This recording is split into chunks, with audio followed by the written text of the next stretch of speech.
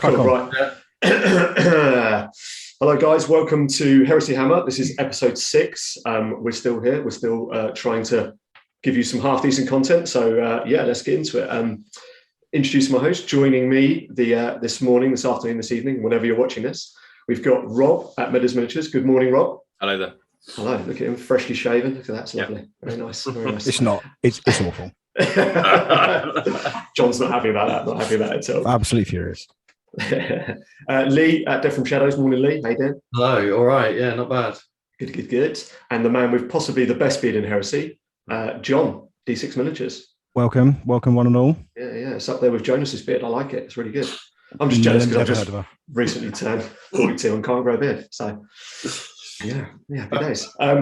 So we'll just give a quick shout out to our sponsors before we get into the depths. First up, Cryptic Cabin, the local game store to me and Rob.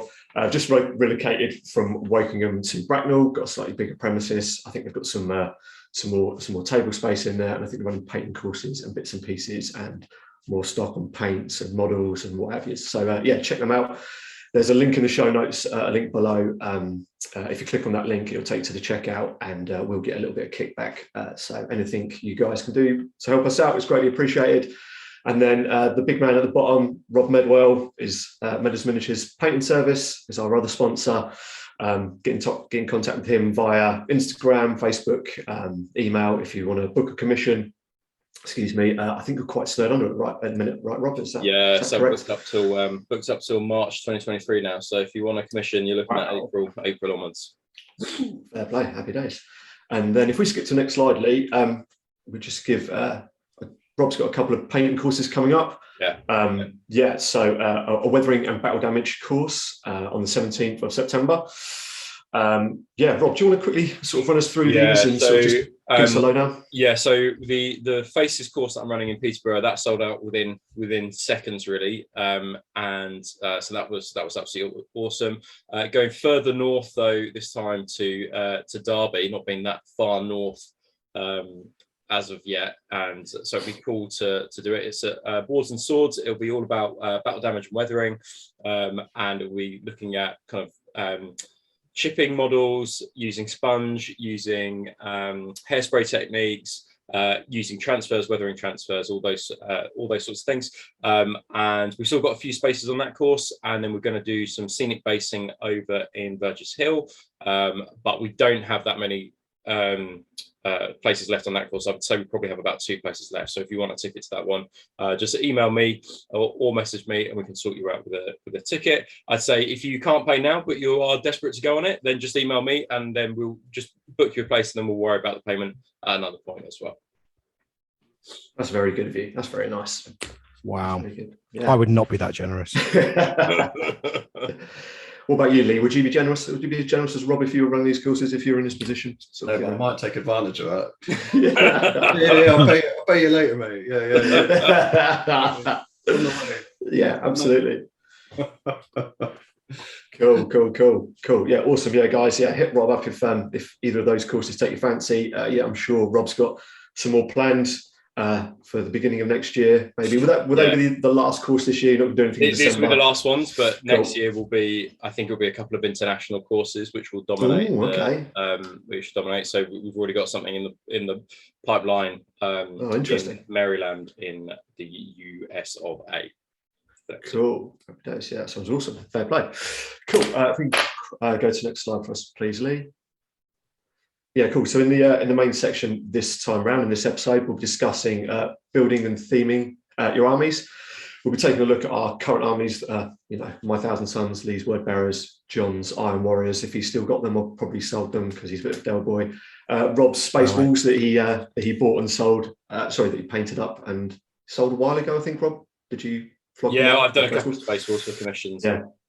Cool. And then we're going to chat about some upcoming projects that we've got kind of in the pipeline. And as version 2's just dropped, I'm sure there's many people out there that are starting new armies or adding to current armies. So we're just going to kind of give you a run through of what we think and the units we've chose, why we've chose them, and basing and things like that. Yeah, so that'll be the part of our main section. But before we get into that, we've got a couple of little bit of housekeeping from the previous episode, some rules corrections. So the first one, Lee was mentioning, the one on the left, his game against some Thousand Sons, I think it was, just before the last episode, and he was running into combat with a weapon skill 5 unit, and he struggled at weapon skill 4 with his Gal Volback. Lee, tell us about that. You might have had weapon skill 5. Cool. So just thought we'd clear that up.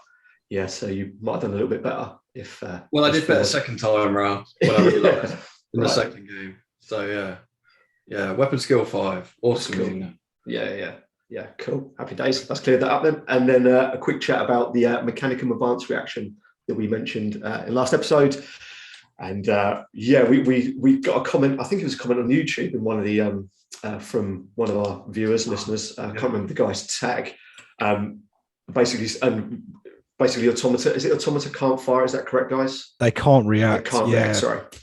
Okay. Cool. So yeah, we initially thought this was balls to the wall, crazy bollocks, all sorts of things were going to be happening. Everybody was going to be. It sounded mental, and then so someone on YouTube was like, maybe. I think he wrote something like maybe automata won't be able to react, and then I was like, they're in the rule book. So I checked the rule book, and I was like, yeah, they can't fucking react. It was a very, very, very polite way of saying you're stupid. Read a book, guys. You're a bunch of idiots. Where this will probably be quite effective is the Myrmidons. I think Myrmidon Destructors and Destroyers, or whatever they're called. I think that those are, because obviously tanks can't react with their battle weapons or their main weapons, so defensive weapons. Unless they have a rule that that unlocks it, But as the rules stand at the moment, they don't. But I think the Myrmidons, I think, will really benefit from this. But it certainly changes this reaction. It certainly changes this reaction. It goes from absolutely batshit to okay, that's all right. Still has potential. It's not that unreasonable. No, Cool. Excellent. So the next section is Heresy Hammer. Let's flip over to that if we could, please, Lee. So thanks to everybody who's been posting and tagging their whips and their completed models with the hashtag Heresy Hammer. We've got loads now. I'm not too sure what the count's at, but I think we're well over 1,000.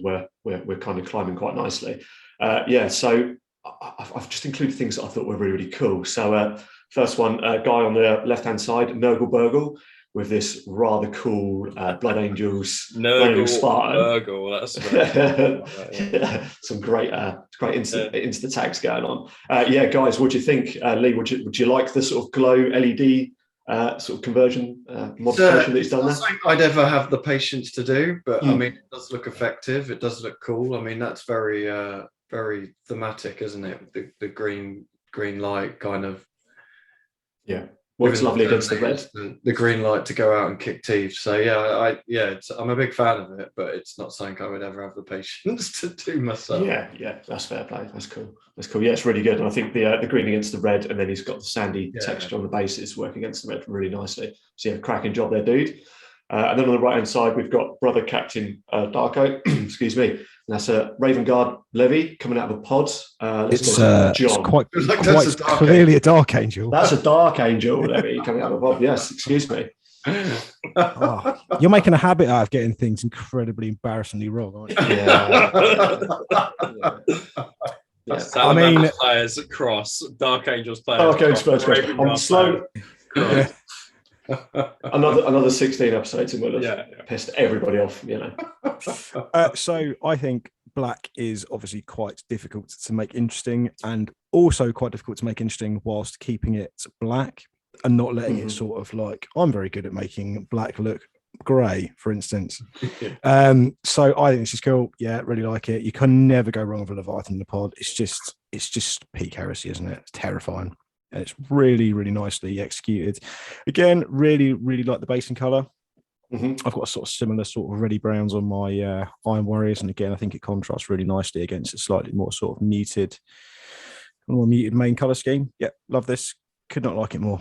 Actually, no, I could like it more. I'd like to see a little bit of checks maybe somewhere, but it's hard to say. I can't on the lower right leg. I literally can't see it on my screen. I've got a light shining in my face. Oh yeah, fuck. So it is. Well, there you go then. That's someone else that I've upset now. Yeah, there you go. Add him to the list. Nice one, dickhead. That's 2 people getting eye tested. Worryingly, I've got my glasses on as well. I left mine in the car. I was going to say, you should, yeah. Cool. If you can flick to the next one, please. So these Imperial Fists, Contemptors by Midland Miniatures. These are awesome. Saw them. I was like, yeah, they're going straight on there this episode. Rob, you're an Imperial Fists guy. What do you reckon? Yeah. So how good are these? This bloke came to one of my courses, and he did an awesome. He did a War Master Titan in a weekend. Basically, it was nuts watching him do it. And he's done an equally good job with these Imperial Fists. I think they look fantastic, suitably grimy and dirty, and I think that they're just peak heresy. Everything that we would expect from a heresy force. He's done an absolutely fantastic job. They're fantastic, aren't they? Yeah, really, really good. Love the style of, not gone too mental with the wearing, but it's I'm nice curious to know what his yellow is as well, because yeah, it looks really interesting. Quite muted, isn't it? I like it. Yeah. It's highlighted the black very nice. It's very, very nice highlights in the black. Really good. And then the Ultramarines, the Termite, and I think the Vet Squad maybe. Lee, are you an Ultramarines man? What do you reckon? I mean, that blue's fantastic. Is anybody an Ultramarines person? The thing is, though, I feel like everyone sits there going, "Oh, I hate Ultramarines," and then you see a nicely painted Ultramarines army, and everyone's like, "Oh my god, they look fucking amazing!" Yeah, like no one likes Ultramarines, but they look fucking awesome. And this is a prime example of Ultramarines that look awesome. Yeah. I think if you get the blue right, they just look stunning, don't they? And I mean, he's done a fantastic job here. And with the bases as well, the kind of ruins on the bases. I could easily, if I ever had time to paint another army, I would seriously consider Ultramarines if I hadn't already brought a load of Salamander stuff, because I'm not a huge fan of the rules, but they just look, I love the Romanesque neatness of them. They just look wicked. But yeah, awesome job. Yeah, attention to detail is fantastic on these. Heat bloom on the flame. Are they flamers? Melters? Yeah. Melters? Well, you two. Well, I want to talk about. Can somebody with eyes? I want to talk about the white. I think the white's really nicely done with that sort of like grey blue hue. Really ties it in nicely. Like, I think that's the thing that really kind of binds the whole scheme together. Big fan of these. Yeah, I'm pretty sure they're a combi flamer as well. Okay. Rob, you were a little bit Ultramarines curious a couple of weeks ago, maybe? Or well, I've got my next big army painting job is an Ultramarines commission, which is absolutely massive. So I've been sort of gathering ideas for it. This is I know a little bit about this force. So this is Kim's force, who's I think he's a Danish gentleman who's got a range of heresy armies, but his Ultramarines force is quite is really big, and I think he paints quite a lot himself. But I think that the force that Miles from Little Legend did, the Ultramarines force, I think that this is a further attachment to going on with that force. But I'm not sure that Miles did these. I think Kim did these. But they, not regardless, they look awesome. They are glorious. Fantastic. We go to the next one, please. So on the left-hand side, we've got Forge World Urzos, and using a Death Guard Contemptor, this rather nice iron hands, that kind of old school, that kind of oily, grimy look. Yeah, so I just want to comment on this, because I still think of Iron Hands as this scheme, and that kind of like the oil slick look underneath a black kind of like a black clear overcoat that Matt, I think, kind of coined Forge World. I think that this is like, if I was to do Iron Hands, I would not do it black. I would do this oil slick scheme. I think it looks absolutely amazing. Like, it looks so. If I could turn my camera around, you might see on the shelf above, I'm actually halfway through an Iron Hands commission that is using this scheme, and let me tell you, it looks absolutely awesome. Yeah, like, I think it's one of those things as well. It's quite difficult to photograph well. Yeah. you've really got to kind of see it and have it in the hand, because I think it can look a little bit sort of like from here it looks sort of super muted, but only because there's no real light showing on them. Yeah, I think but it's Matt did a top draw job. And I mean, let's not beat around the bush as well. The Death Guard Contemptor is the best Contemptor. Yeah, absolutely. Proper Crusade era kind of. It just looks like Mark II. It's the Mark II of Contemptor. He's done a cracking job there. It's awesome. Yeah, the base is great as well, with the rocks and the turf and the lots of, it's great. Awesome. And on the right hand side, Angelos SBG with his Death Guard. That's definitely Death Guard, isn't it? Yeah. his Dark Angel. Yeah. Which is, I love the blue base. The blue base really sets off the black. I think it's great. Got some checks on the hands and on the sort of forearm. It's obviously been This guy's got a number of unusual bases, actually. Like, if you have a look at his stuff, I was having a look after seeing this, and that he's got an unusual kind of base preference, but it harmonizes really well with the model and just makes the model stand out. It's not really traditional, like it. but it's really like it. Yeah, it's awesome. Lee, what do you reckon? It's not the normal style that I kind of be like attracted to. I'm more of a kind of gritty, dirty kind, but yeah, I mean, it just works, doesn't it? Especially with black. Getting the edge highlights in stops it looking, like we said before, grey. It still looks black. Awesome, isn't it? Awesome job, especially with the hand painted kind of checkers. I love it. Yeah, it's awesome. Yeah. Cool. We'll go on to the next one. Cool. Non-oil Tycoon. I think we might have featured him before, because that's a fantastic Insta tag. And, he is the best. That's awesome. Yeah, and I think I said this last time, but yeah, that is a bloody good conversion. That looks great use of the decal, of the long decal, to convert that into a banner for that Thousand Suns guy. It's awesome. I really like the metallics on the sword. Nice and battered up, sort of bit of weathering coming up from the base up his shins and over his feet. What do you guys think? Rob, you like it? Yeah, it's great. I have nothing more to say than it's an awesome conversion with an awesome banner. Cool. And on the right hand side, Ollie's Wargaming Minis. Another Ultramarine squad. Quite a nice sky blue to these ones. They're quite bright. I like them, but if you sort of look at the sort of thigh areas, you sort of shaded them with some really nice dark blue. I think there's some ink in there maybe or something. But these guys are great. Bases are awesome. Yeah, nice and clean. He's absolutely right. Like, when they're done well, Ultramarines look fantastic. But I think getting a decent blue without putting too much white in to highlight it, and then it just completely looking washed out, is the really difficult thing. Like, again, these are another really inspirational Ultramarine sports, I think. Awesome. Yeah. Either of you two boys got anything to add to that one? Agreed. Like I say, everyone loves to hate Ultramarines, but they look flipping awesome when they're done well. Absolutely. Yeah, the kind of the grey ash sort of bases contrast really nicely as well. Yeah, I think that's great. I think that really works. Cool. Okay, next one, please, Lee. Okay. And here we are, Heresy Thursday. So this was a few weeks. I think this dropped the week after the last episode. I think this was the following Heresy Thursday release. So this is the close combat levy. A few people have got them now. They've been out. I think they came out literally the following week. They were revealed. Sorry. I'm not too sure about the rib bits on the top of the sort of shouldery areas on the sort of carapace. What do you guys reckon? Rob, you've got a close combat levy. I mean, it looks like for like exactly the same as we've kind of discussed on previous shows. There's lots of customization, I think, that can take place. So if you don't want it ribbed for your pleasure on the top of his shoulder pads or top of his kind of torso, then you can have it without. And if you don't want any of the iconography, you can have that without. So that's really pretty awesome.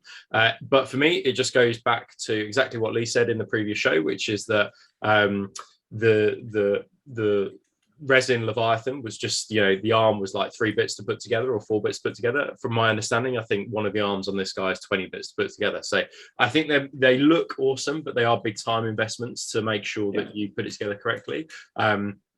And the other interesting thing I think to note about this one is, so when it dropped, they also released the close combat sprue for the arms as well.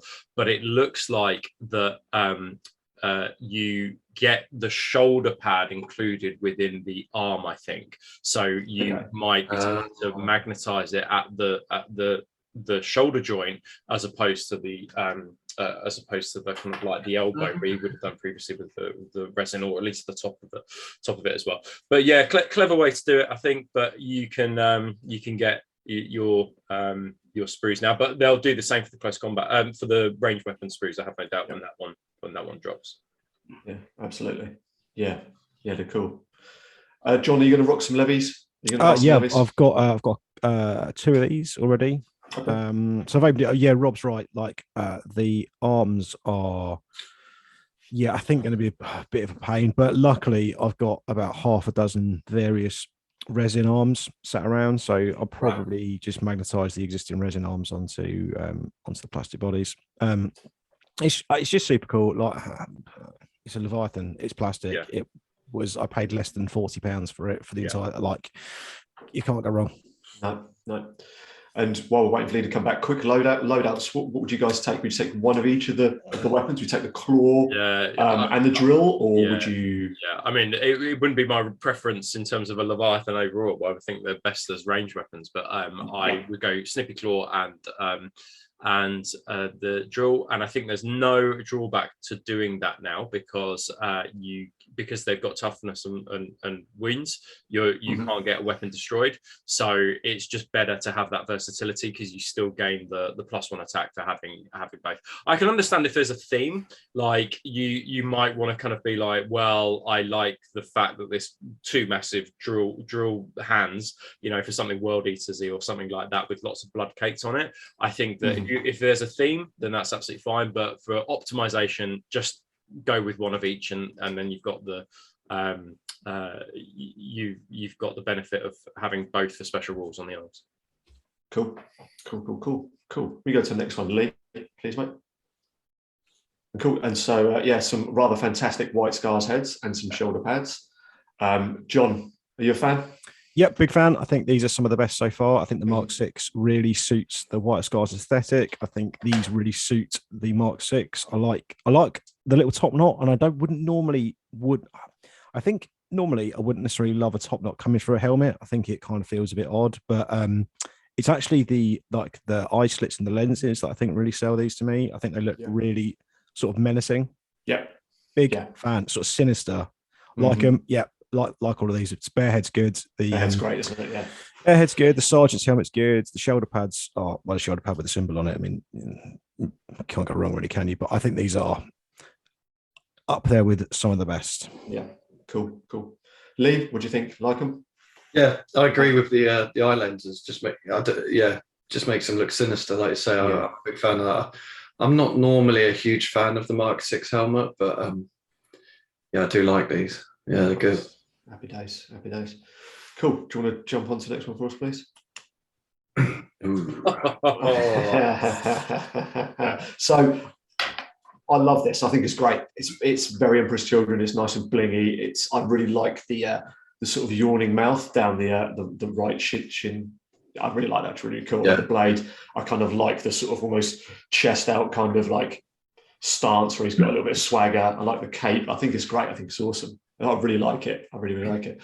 John, what do you think? Well, I think it was nice because this was a bit of a surprise, and we haven't seen any of the Praetors for a little while, and we were certainly having discussions between ourselves, like, I wonder if they're just going to stop doing this. So this was a nice surprise in two ways. A, because it shows they're going to continue to fill in the gaps. Secondarily, because it's an absolutely top tier miniature. I think this is just great. I think you'll see this as the basis for so many conversions as well. Yeah.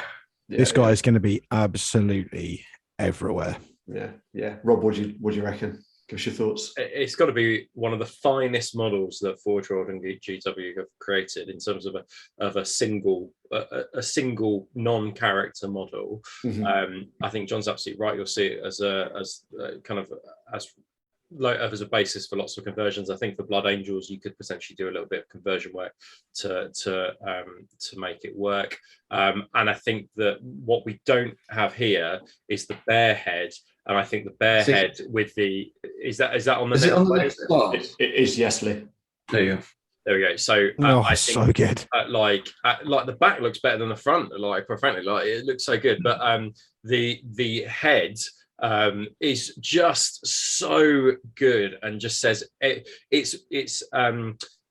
head is scary and not derpy. You know, it's just like if you saw that thing in the night, you'd run away. And I think that it's just hit that perfect balance of frightening, sinister, with the glory of the Emperor's Children. I think it's a terrific model, and I really like the cape that is just over on the one shoulder. You know, how interesting is that? Rather than just doing a traditional cape that just goes over, it goes at the backpack, one shoulder. I think it just looks decadent. I think, it's great. Yeah, awesome. Lee, do you want to give us? I mean, what's been said already. Like, I feel like the bear head is just an auto take because it's fucking awesome. Like, I guess if you're not running Traitor, Emperor's Children, you might not want it, but it just looks flipping awesome. But I agree with John as well. Like, it was the fact that it came out of nowhere. Literally, it was the last thing people were expecting, which I like because we're a bit kind of. We're almost spoilt now, aren't we? There's constantly something coming out. So to drop something that's a complete surprise is awesome. And I like his gloves as well, his little dueling gloves. Oh, it's just brilliant. It is fantastic. It is amazing. It's so good. It's very, very good. Yes. Emperor's Children. It makes me very, very, very excited for what could be coming for the Iron Warriors one. Yeah. My also wondering is, are they going to go back and do a Terminator armored variant as well? Because a lot of the other Legion Praetors we've seen have obviously had. They normally do, don't they? If there's a Tartarus equipped guy that looks anything like this, that's it. I'm gonna have a tough time not to crack out the purple paint. It's fantastic. I just love that head. That head is awesome. So good. The head's so good. It's so good. It's so horror. Yeah. And like you say, without being derpy, without being stupid, classic kind of 40k silliness, it just it looks awesome. I think speaking of 40k silliness, I would say that as an alternative head, if you want, because I know some people are like helmeted options. I actually think if you were to use the Blood Angels Tears head on this, it wouldn't be misplaced. Actually, I think it would fit quite nicely with the overall aesthetic. I think. Cool. What's next? Cool. So a couple of weeks ago, I think it was, we had this nice rule book for Aeronautica Imperialis, but it's set in the Age of Darkness this time. I've never played Aeronautica. I've painted a few of the models. I've got some of the models during the first lockdown and sat and painted them. They're really cool. Really, really cool little models. To you boys, do you think now that this rulebook's come out and it's set in the Age of Darkness, would that be enough to maybe sort of pique your interest? Would you then maybe fancy a look, a game or two, or a look as it's a heresy setting, or are you just not interested regardless? What do you think, Lee? I'd be interested in it. So at my local club, I get a bit bored of playing large games because it's in the evening. If I finish work, I'm usually tired and I don't want to stand up for 3 hours and play a 2,500 point kind of Age of Darkness game. So something kind of small skirmish game where you can just grab a box and go down there would kind of appeal to me. Mm-hmm. I think the thing that appeals to me about this as well is the fact that they mentioned in the article that they're going to potentially create campaigns where these games link in with Age of Darkness and Adeptus Titanicus. Yeah, I think that'll be a cool mechanic because you can create some really interesting, campaigns, like weekend campaign where, if you gain air superiority, you get certain buffs on the ground, etc., etc. So I think that is where it would become really interesting. Mm-hmm. That's cool. Cool. What about you, Rob? What do you think? I have no interest in Eremita in any way, shape, or form. I mean, it's basically X-Wing, isn't it? And X-Wing was already a pretty good game. I think, to be honest, I've just got too much to do. So but planes don't appeal to me in any way. So okay, John. Oh, I'm kind of in the Medwell camp on this. I think, to be honest with you, it's not that it doesn't interest me, because I think it's very, very cool, and I think it's one of those things that, like, if someone bought me a box for Christmas, I'd sit down and paint it and play some games, and I'd have some fun with it. But it's like, I thought I already had quite a good grasp of the Heresy rule set for the new edition, and I played a game last week at the club, and honestly, it was just like, I just hadn't got a clue. So, and I've still got some Titanicus that I've painted up that I've never got my head around. So, the idea of trying to learn a third game, I think, just fills me with dread. Okay. So, but I'm not against it. I'm glad it exists. I very much am glad it exists. I like the fact that we're just kind of so spoiled. The fact of the matter is, I think if we hadn't just had the Age of Darkness drop and this came out of sort of nowhere, I think I'd probably pick it up, because I think, like, I need to sort of be supporting the Heresy a little bit. But right now, it's someone wants to buy it for me for Christmas, crack on. But I won't be rushing out to purchase it. Fair enough. That's cool. That's fine. No worries. Cool. What's next, please, Lee? Yes. Those shoulder pads are shoulder pads. Shoulder pads. Let's talk about the shoulder pads. So I will talk about shoulder pads. So one of the main issues that Space Wolf players have is that the red on the transfer sheet is not very good. It's very, very dark, and as a result, it's very hard to see the transfers on grey or black. On white, it's obviously much easier. But part of the problem with that is because they have not got a white background on the transfer sheet, and it doesn't make it makes the red too dark.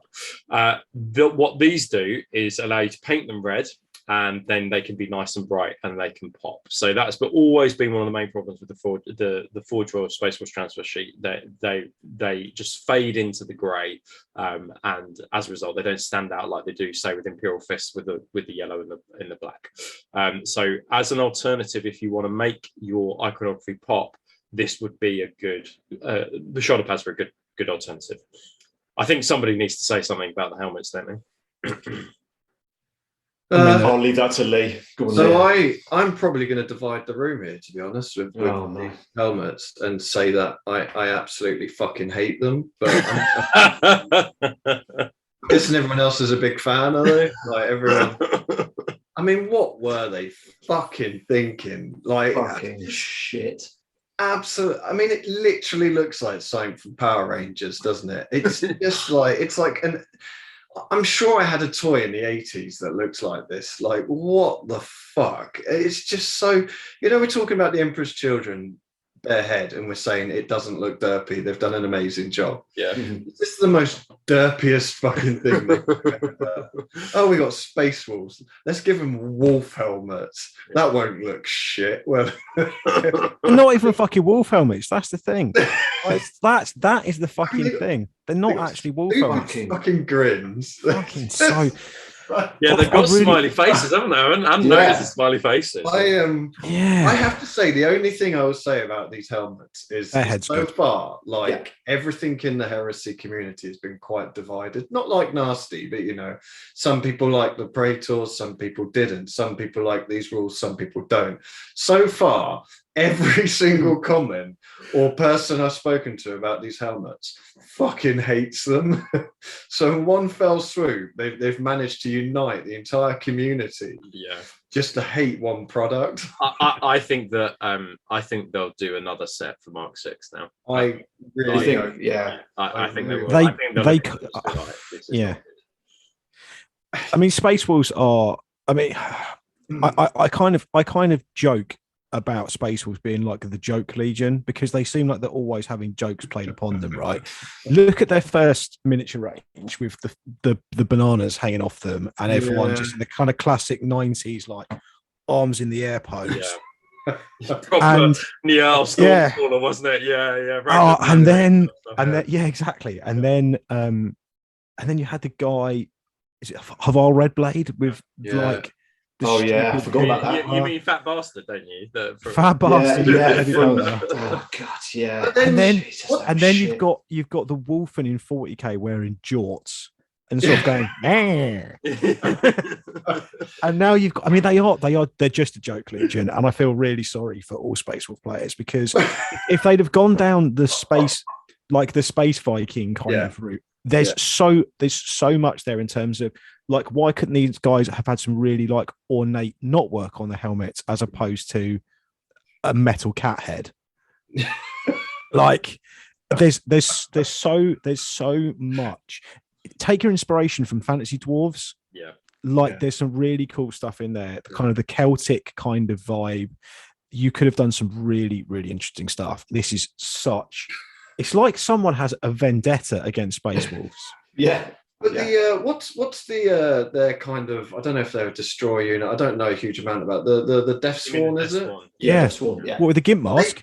They got the skull. They're the masks, didn't they? They look fucking amazing. Like that is the one models that they've got right. The Mark III, the skull helmets, they look awesome. And then everything else, like you say, they just seem to absolutely fucking, I don't know, like these. I mean, whoever signed these offers, these look great. Just needs needs to have a word. Needs to have a word themselves. And I know someone's worked on these, and I do mean to bash your work because honestly, like, just look at some of the artwork for 30k Space Wolves. You know, they're not wearing derpy fucking Power Ranger helmets. Like, it just, I don't know where. Well, I mean, the inspiration for this has clearly come from 40k because I have not seen any artwork that looks anything like this. It just, I mean, even if you liked the helmets, they just don't fit with the you know, the 30k look.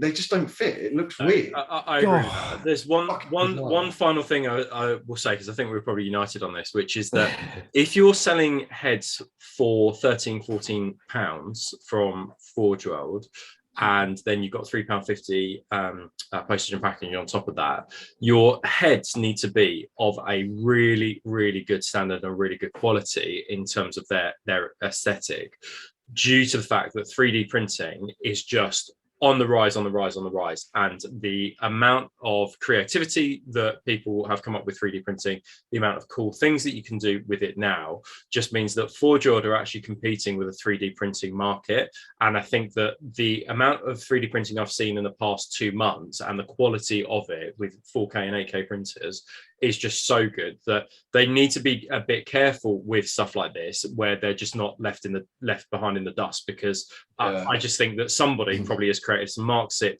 Viking helmets that look awesome, and people are just going to buy that file or go to a 3D printer company to get them done and not buy these. So I think Forge needs to be, they don't have and Games Workshop don't have, I think, a monopoly now on resin upgrades. I think that they are fighting against 3D printing now, and I think they need to be really careful with really sloppy mistakes like this.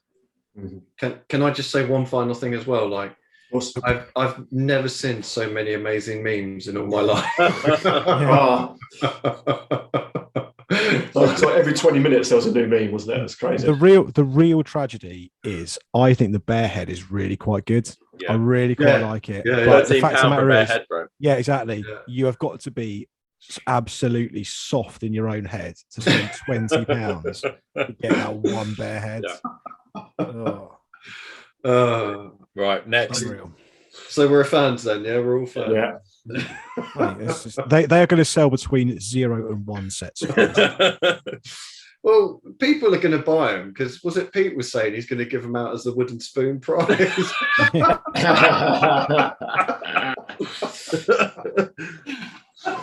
Very good. He'd be fucking devastated. Losing and losing at life as well. By someone said like, are the little lasers pointer things on the helmets because they put the sights upside down on the bolt pistols? Brilliant. Anyway. Absolute joke, Legion. Right. Poor Samit. I feel sorry for Samit. Wow. Cool. I think that's the last slide for the main section. So we'll stop now for a quick break, and then we'll be back in a couple of minutes.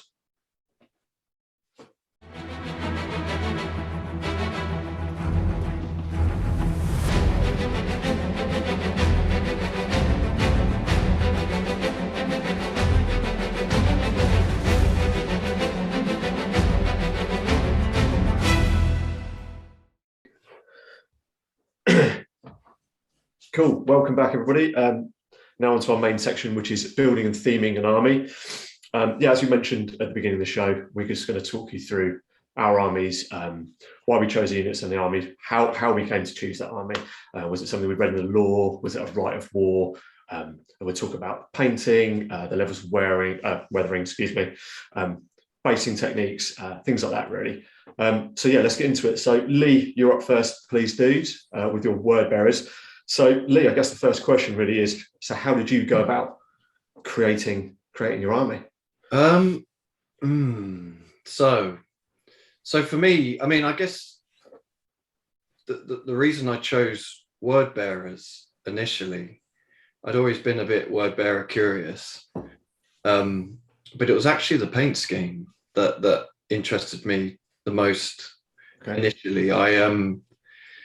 Years ago, I can't remember if I played him or if I just saw his army, but it was Jamie Jackson. Do you remember Jamie Jackson? The route. I think he moved to America a few years back. And he had a real dark red kind of word bearers army, and I really liked that, and it kind of stuck with me for a while. And then I saw Miles from Little Legend did a painting tutorial on a Leviathan, a word bearer's Leviathan, and it was that red, that kind of crimson, almost purpley red, that I really liked. That I was kind of like, yeah, I'm gonna do that. Which is, so it's kind of an odd way. Usually people kind of pick legions because they like the fluff and this and that, but I mean, no one really likes a word bearers, do they? They're like the ultimate pricks. So but then that kind of appealed to me as well. I've always been a bit of a special flower. A lot of people, you don't get a lot of people playing word bearers, and again, that also kind of weirdly appealed to me. But yeah, it was the color scheme that I first saw, and then I kind of started looking into the fluff of the Legion. Okay. And again, it was the kind of the units that attracted me, like the Galvorback. It didn't really work in version 1 because anyone could use demons, but initially you could use Codex Chaos demons. And again, that kind of appealed to me. I quite like the idea of being able to throw in some demons, because it's just something different to build and paint. That's a completely different aesthetic to kind of Space Marines. Yeah. So again, that kind of appealed to me, that you could kind of add these other things in, and that's a thing for me, is being able to add other things in just to keep it a bit more interesting. Okay. So for how I kind of go about creating an army is I get very little time to paint. I'm lucky if I get 4 hours a month, 4 or 5 hours a month to paint. So my armies have always been kind of uber elite, high point units, just so I can kind of get something painted and get it on the table. So my word bearers are kind of absolutely no exception to that. It was kind of Terminators, Praevium of Castellax, dreadnoughts like the Leviathan is a good 350 points. I could just sink these points into units. And in first edition, the list did terrible, kind of not terrible, but it just didn't do great, because Terminators being kind of 1 wound, You know, they just die to everything. But in the games I played so far, actually, Terminators feel like what they should do. So I'm really hoping that second edition is the year of the kind of small elite army. Okay. But yeah, I've always done kind of Pride of Legions, things like that. Again, it just comes back to being able to, you know, like a Terminator unit is 5 dudes for like 250 points. But my kind of long-term goals is to start adding in infantry. Right. But I've kind of done it the other way around. People usually paint, you know, big blobs of infantry and then they do the fun stuff. Mm-hmm. Whereas I've just done lots of small fun stuff things. But again, it's a time management thing. I get absolutely no time to hobby. Okay. So it's either, you know, I'd love to run like blobs of 20 infantry for the word bearers, but I might have an army in 3 years' time. So it's kind of just managing the expectations of what I can actually. I think that's fair though, which is that if you have limited hobby time, you can do something small and elite and hardy, and you can still have games, right? Yeah, and I mean, to be honest, like I enjoy painting, but some days, like I'll be so tired that I get a day off and I'm like, well, I just can't be arsed sitting down to paint. You know, I'm happy to do a little bit here, a little bit there, but I don't want to sit down now for like 8 hours and smash out a solid painting session. So yeah, like I say, I mean, a lot of my list is purely because of limited time. But I mean, that's, you know, you work with what you got. Yeah, absolutely. So, yeah, absolutely cool. And you've kind of gone for you're not a super clean painter. You're kind of you've a little bit of battle damage. I can't remember what's on the next slide. Could you flick over to the next one? So there's some more of your models. I can see Derrida and your Gal Vorback. So you've kind of not gone super heavy on the weathering, but you've kind of given it a. I actually had an argument with a discussion with someone about this, because some people see word bearers as like these dirty, horrible kind of traitor lunatics, and I see them almost as like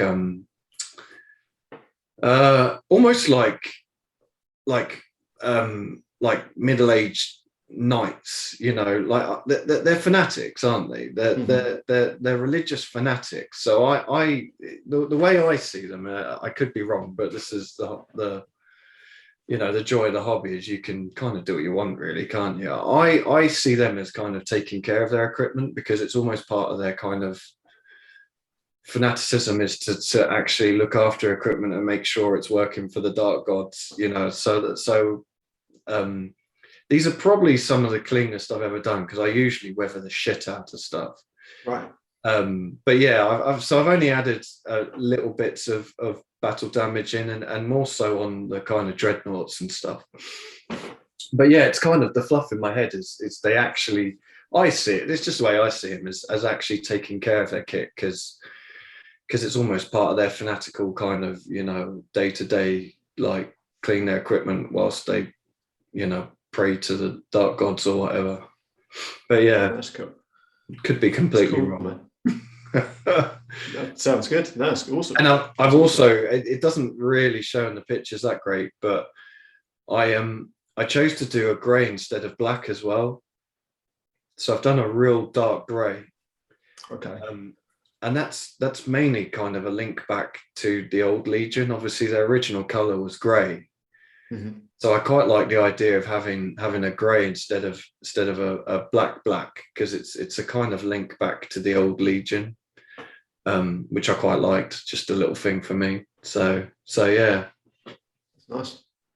Can I ask you about your basing scheme, Lee, and why you chose to do sort of like an arid sort of desert? Is it kind of like a cultist theme you're going for? Yeah. So a mix of things, to be honest. I kind of just like desert bases. I just quite like them. I did it for my Dark Angels, although my Dark Angels were more desert than this. But yeah, I quite like it, because the red is actually quite dark, so it shows the models off quite nicely, because it's quite a lighter base. but then it also links into like the culture. So I see them almost as like, like an Arabic kind of vibe. They grow up. They say like it's a thirsty world, isn't it? Culture. So I think that's one. So it links into that as well. Yeah. Cool. Awesome. Fantastic. Cool. I think John, you're up next. Oh, lucky me. Oh, sorry, Rob's up next. Oh, absolutely. See what I've done there. Yeah. So brought me up to knock me down. So Rob, how do you go about creating this army? How did you? So some of these are mine, and some of them aren't. So some of them are sort of like a commission-based army. But I did do a Space Wars army, so I'll talk about that just sort of more generally. So I think it is the first thing I'd say about kind of like army creation is that I could easily not do any of my own model. Because I've got so many sort of commissions to do that you could just sort of prioritize those and not worry about doing your own stuff. But I think it's important to show various kind of like bodies of work, so people can, so when they're looking at your work and they're thinking about getting commission, they go, oh well, this person can do Imperial Fist, they can do this. So it's important, I think, not just to stick to the commissions, and I think that for me it's important to do a range. That's in part why I've done so many sort of different legions in the past. In terms of the Space Wolves, so I think I did the Space Wolves, my own army first, and then I got a kind of a few commissions from off the back of that. And I based that army entirely around the Prosperine campaign, and I think a lot of people have done that exact same thing. It's a really pivotal moment in the Horus Heresy.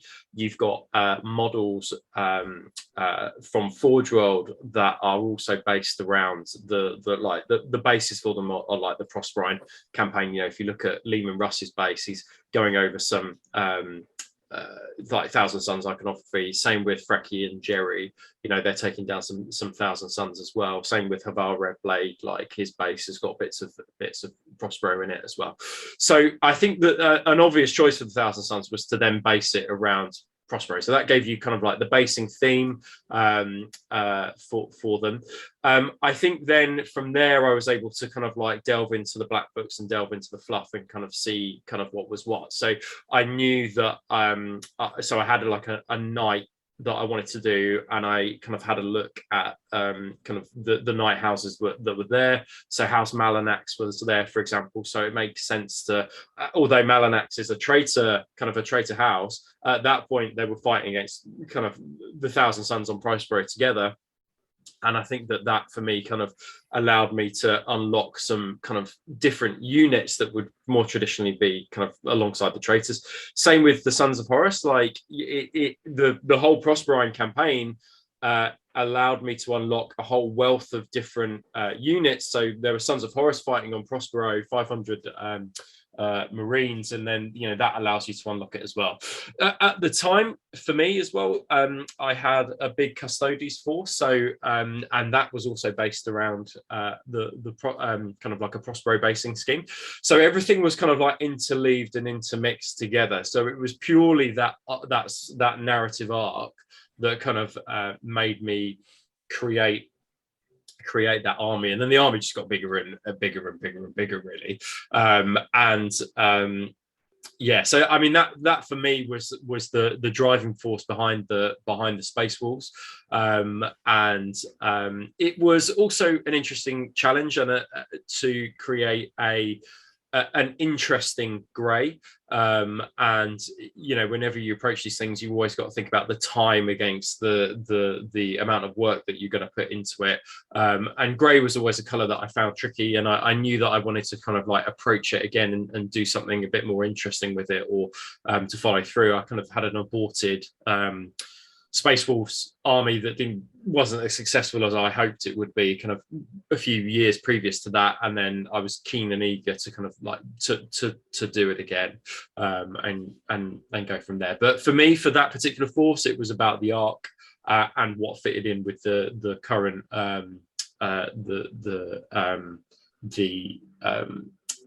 what I already had, and I think you can probably see on the like the left hand picture. So I use quite a lot of white within the Space Wolves, and I hadn't seen too many people do that previously, use white on their Space Wolves, and there was two reasons for that really. So the first one is that I wanted the idea of that kind of like the white within the armor, because it was sort of a snow, that harks back to Fenris. I wanted the idea that they're quite cold and ruthless killers, so that kind of like that white that's accented with kind of purple and turquoises, I thought was a good way to kind of show that. And also red, the red transfers just show up better on white, whereas on the, I mean, you can see on the shoulder pads on the jet bikes there, there are red transfers there, but you literally can't see them, right? So okay. that's the problem. I mean, you can vaguely see it in the background of the speeder, but it doesn't pop. Whereas red works really well on the white because they're so dark. So that's another thing that I'll consider, with the color scheme, which is that have a look at the transfer sheet, because the transfers are so good now. What is it going to work kind of like best with? Yeah, awesome. Yeah, they're fantastic. Yeah, shame we didn't get to do complete the Prospero campaign that we started. Yeah. So too many other projects in the works. Yeah, butterflies. I think there's another picture though. I don't know. Yeah, there is. Yeah. So these are really really interesting. So I guess another one here. So the guys on the left hand side, which is the Varigir, that's what they're called. So a slightly different kind of concept for them, which is that I wanted to kind of show a more bloodthirstiness within these guys, because they're the sort of the elite bloodthirsty warriors of the Legion. So rather than accenting anything with white, I just use red to show that they're more I suppose sort of more berserk, but more led by their passions, I guess, rather than keeping it as kind of like ice cold killers like I did with that tax squad on the opposite side. So any accent colors that I use within any unit, you have your base color, but I always think about the other colors to kind of like offset it, and what is it that I want to show within the army. So for me, and this is an example I always come to, which is that it's really popular to shade white scars with that kind of like icy blue color, but for me that just doesn't scream white scars. Like I don't see them as cold and calculating and that kind of color blue.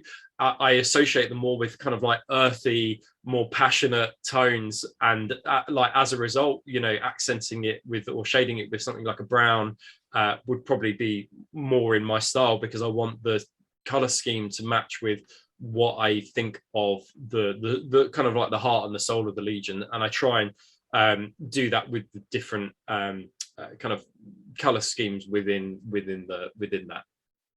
Yeah, it's really, really interesting you talk about that, about using the extra colors to really sort of try and hit home. Yeah, I guess the lore behind them and what makes them operate. That's really cool. Yeah, and their nature as well, which again is why if I was to do World Eaters, I'd probably go towards the more red and white, because I see them as bloodthirsty and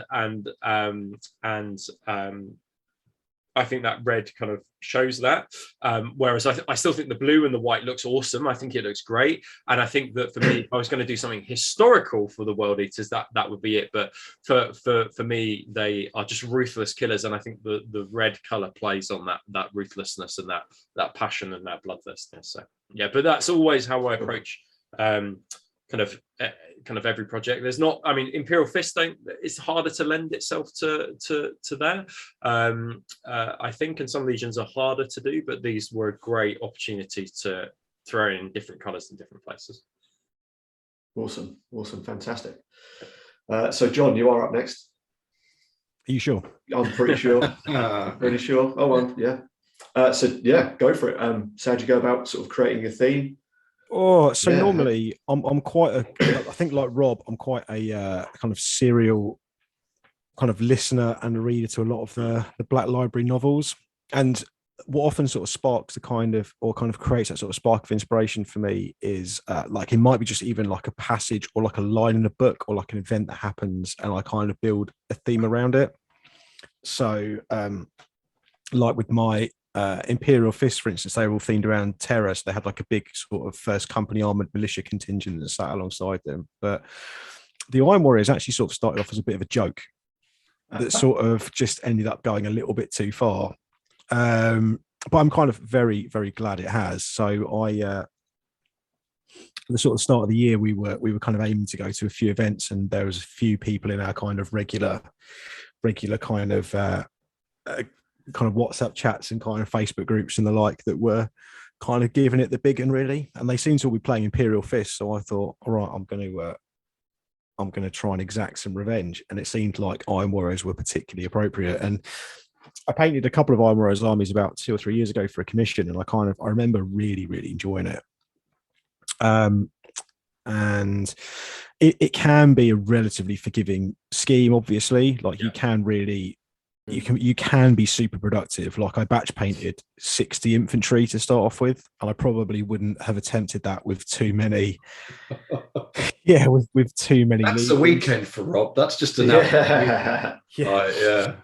But John is absolutely right about that, which is that I actually think that Iron Warriors is a great, if you have limited time and you're just getting into the Horus Heresy, Iron Warriors is perfect because it's a really forgiving scheme. He's absolutely right. Yeah, but within that, they can end up looking really super flat and super kind of quite boring. So I wanted to kind of really invest some time into kind of going back in. It's one of those things that you can get an army tabletop ready to a good standard in a very short period of time, but you can also go back in and really kind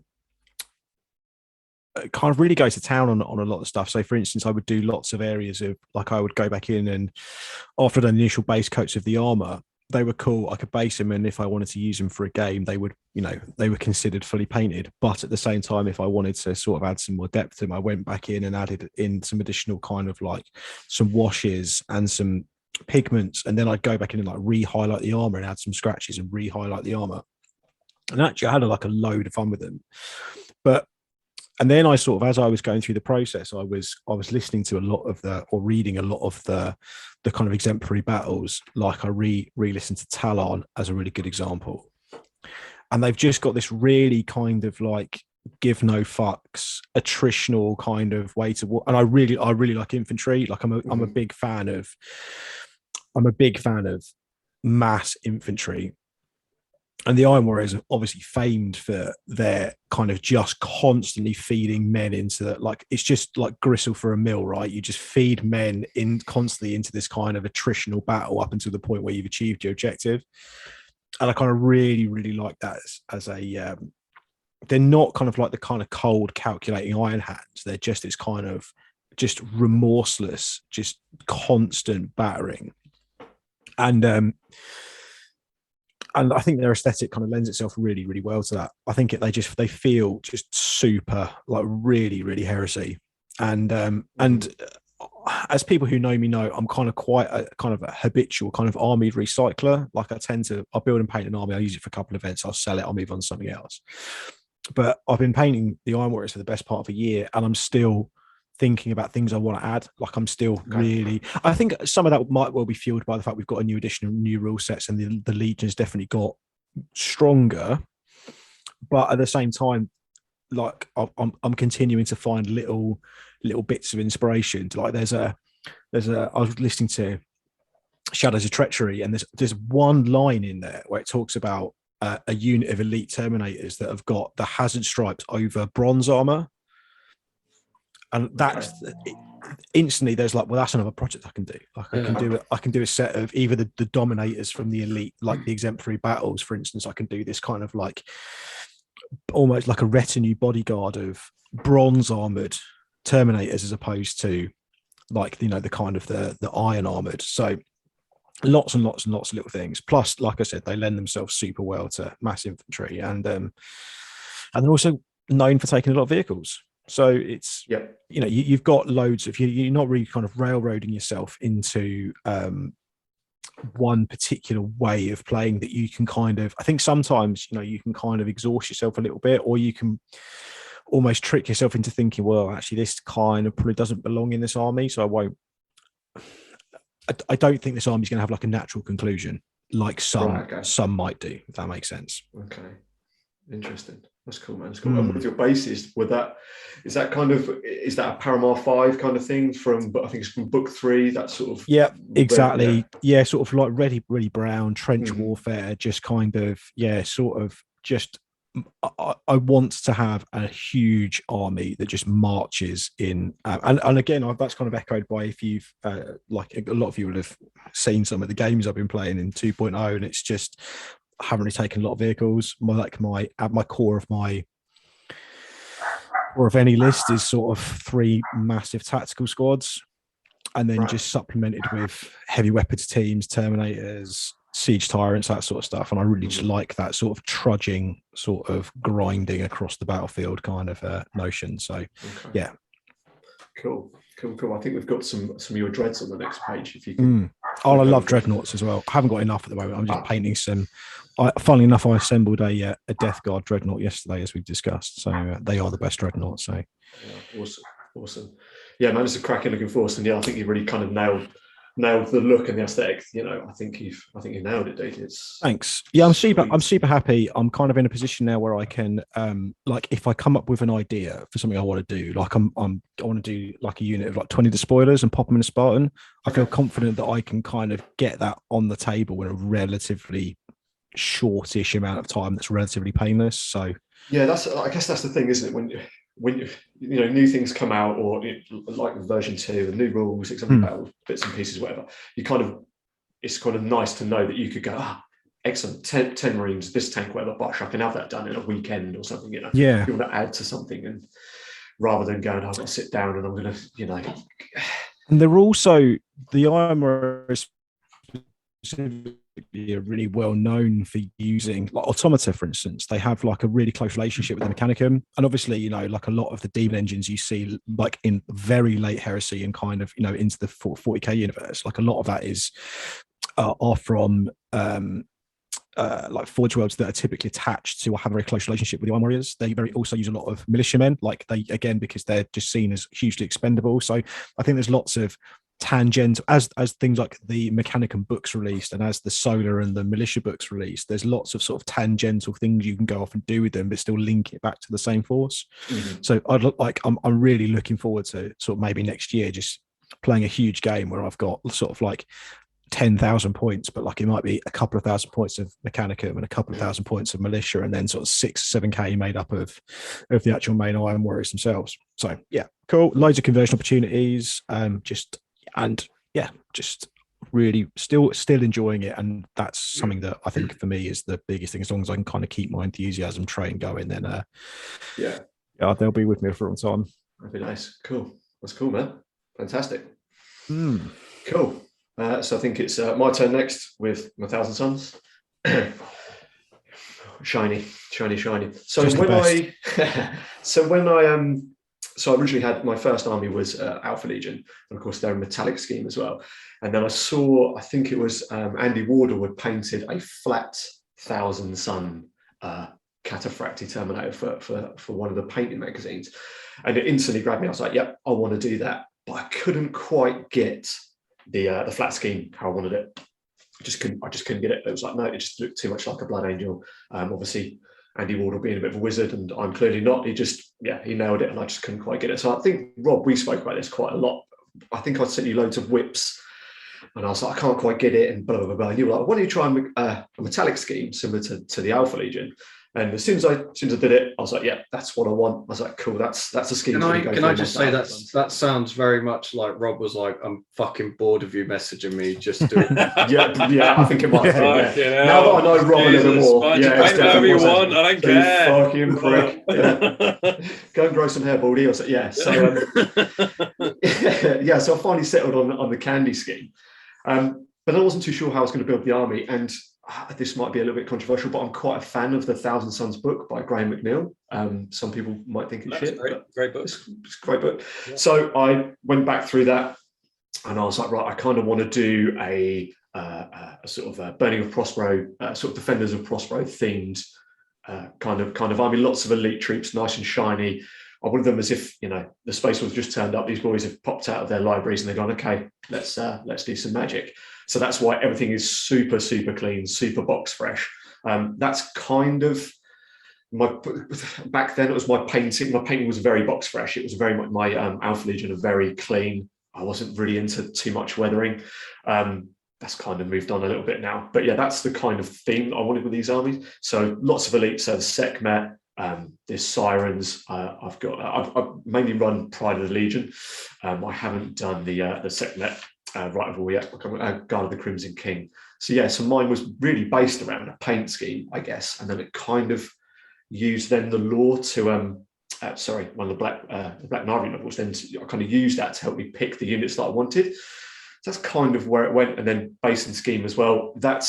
I think I changed the bases about 3 or 4 times with these guys because I couldn't quite get what I wanted. So that's the first.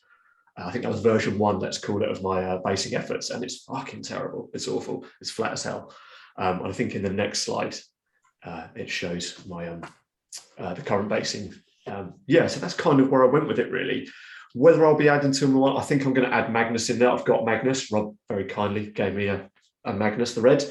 So I'll add him in there at some point just to maybe round it off and play a few more events. And that'll probably kind of be it for these guys. But yeah, I'm kind of happy with how they came out. I think I'm not too sure if I definitely nailed the whole sort of Defenders of Prospero kind of thing. But yeah, elite units. I'm a little bit like John. I like mass infantry. I like tanks, but I just wanted the one Spartan to carry my Praetor and my Sekhmet and charge them up the battlefield. But the rest was just foot slogging and robots, really. It's kind of the way I went with it, you know. Yeah, I think it's all right. It's not bad. I think these are one of those armies that you really like. This, not like Thousand Sons as a whole, but this specific army is something you really, really need to see in the flesh to appreciate just how well you did with it. I think it's like super low key, top tier painted. It's really, really, really nice, and it is a kind of somewhat kind of quite different aesthetic. Like, I really like the fact it's so clean, because you see a lot of, especially myself, like I paint a lot of armies that are pretty gritty and pretty dirty, and I think a lot of that is because I just don't quite have the precision to be able to paint as neatly and as cleanly as this. I'd like to try something like this one day, I think, but it's one of those things. If you ever get a chance to see this army at an event, you should go and have a proper look at it. It's one of those armies that, like, you might not necessarily give a second glance, but as soon as you do, you're like, oh wow, this is so nice. This is so nice. You did an awesome job with these. You built this around Pride of the Legion, though, right? Yes. Yeah.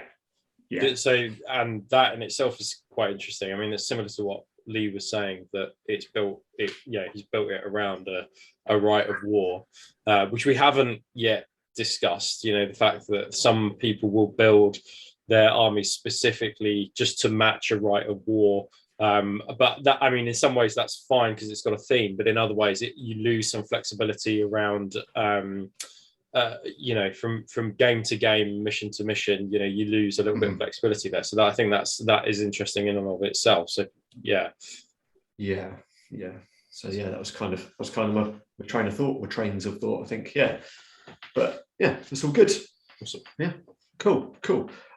So the next slide, I think, will take us onto some upcoming projects that we've got going on. Lee, if you that's it. Yeah, cool. So Lee, tell us about the things you've got upcoming and why you've chosen them and what you're going to do with them. So again, John kind of mentioned it a little bit with kind of tangent. So I get very bored very quickly. And actually Wordbearers is kind of the first army that I haven't instantly thought about painting another Legion. Like, I'm fucking terrible for constantly changing my mind. So I'm actually over the moon that I finally found a Legion that I'm happy with sticking with. But for me personally, I find I have to do other things, just even if it's in the same paint scheme, just something different, just to keep me interested, essentially. And that's kind of where the Mechanicum side comes in. So I did a Praevian and a load of Castellax, mainly because in first edition, that was a big chunk of points. You know, a Castellax, 3 Castellax and a Praevian, you're talking like 500 odd points for 4 models. But then what that league gives you is that's actually like a troops choice for a Mechanicum army. So if I want to add like a allied force in, all I actually have to do is create a HQ. I've already got a troops choice, so then I've got an allied detachment, which is then the start of another army. You know, so it's kind of, for me, it's using units that you can use in the Legion rule, and then that can become something else, just to mix it up a bit, really. So something I'm going to look at in the future is the oh god, I can't think what they call it now. The Mechanicum Rite of War. It's not Fury of the Ancients. I can't think. Brethren of Iron, I think. Brethren of Iron. Yeah, thank you. So you can do something like Brethren of Iron. Add a couple of troops choices in. You can start adding some Castellax in. You can add some Domitars in. I think you can even add a Thalax now. Not Thalax, a Thanatar, sorry. Certain consoles give you access to add in Thalax units. I think it's the Forge Lord and the Praevian. Yeah. Or is it just the Forge Lord? I can't remember now. But so you can write a list for a legion, and then you can start adding little bits in, you know, slowly adding little bits in. And then actually you've got the basis for another army. So if you're getting bored of running a legion, or if you just want to do something a bit different, you know, you can do a different color scheme. I've kind of stuck with the word bearer color scheme for the Mechanicum units I've got. But then I come up with fluff for that. So for the Castellax, I've done them in the word bearers color scheme. And I've kind of done it almost like they can't think for themselves. They're just dumb robots. And then units that can kind of think for themselves, I do in a different color scheme. So for the Thalax, I've done them in a gray scheme. So like the original kind of word bearer scheme, just to mix it up a little bit. And yeah, like I say, you add a few units in, and the next thing you know, you've got a different army. So if you don't want to run word bearers, you can go to an event and run a Mechanicum list. And that's kind of where I'm at with the demons. I haven't done anything with demons yet. I've brought a few bits, but until I see the new rules for them, I don't really want to start doing anything.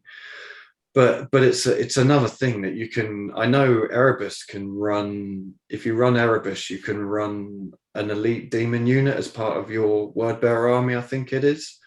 So again, you've then started the basis of another army. You can add these little bits in. Next thing you know, you've got an allied detachment. Next thing you know, you've got another army.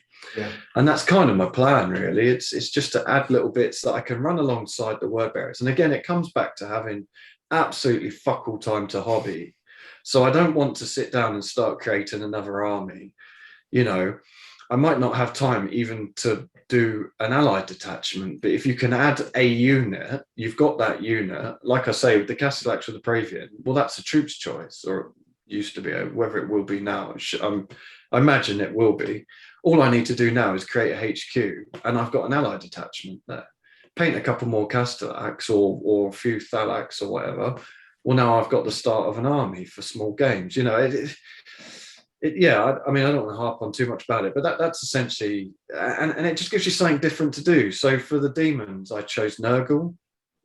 And this did actually come from fluff. So my initial thoughts for the word bearers purely came from kind of what I'd seen painting. And then I started reading fluff. So I kind of did it the other way around to what a lot of people do. I'm now actually working my way through all the books in the Black Library that have word bearers in them. But there's a scene in one of the Siege of Terror books where Zardu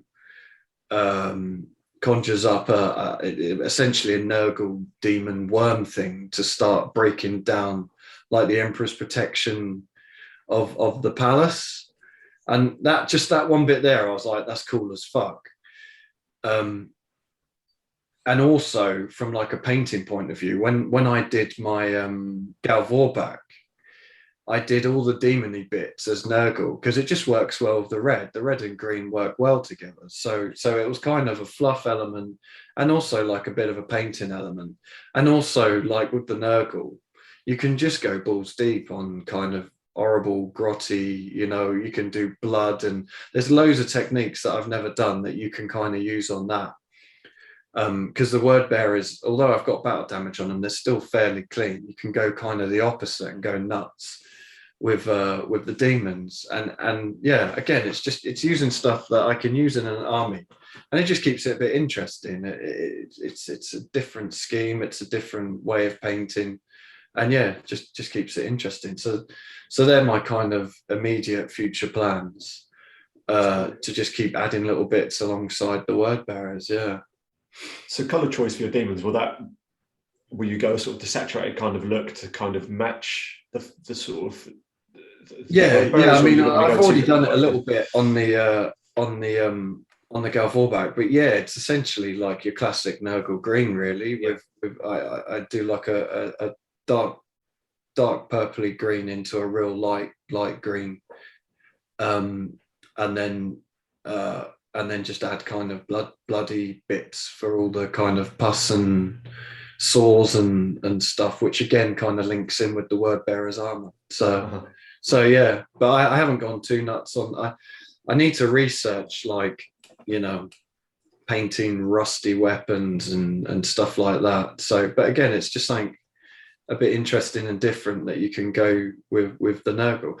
And to be honest, like, I really like some of the Nurgle models, especially some of the older ones.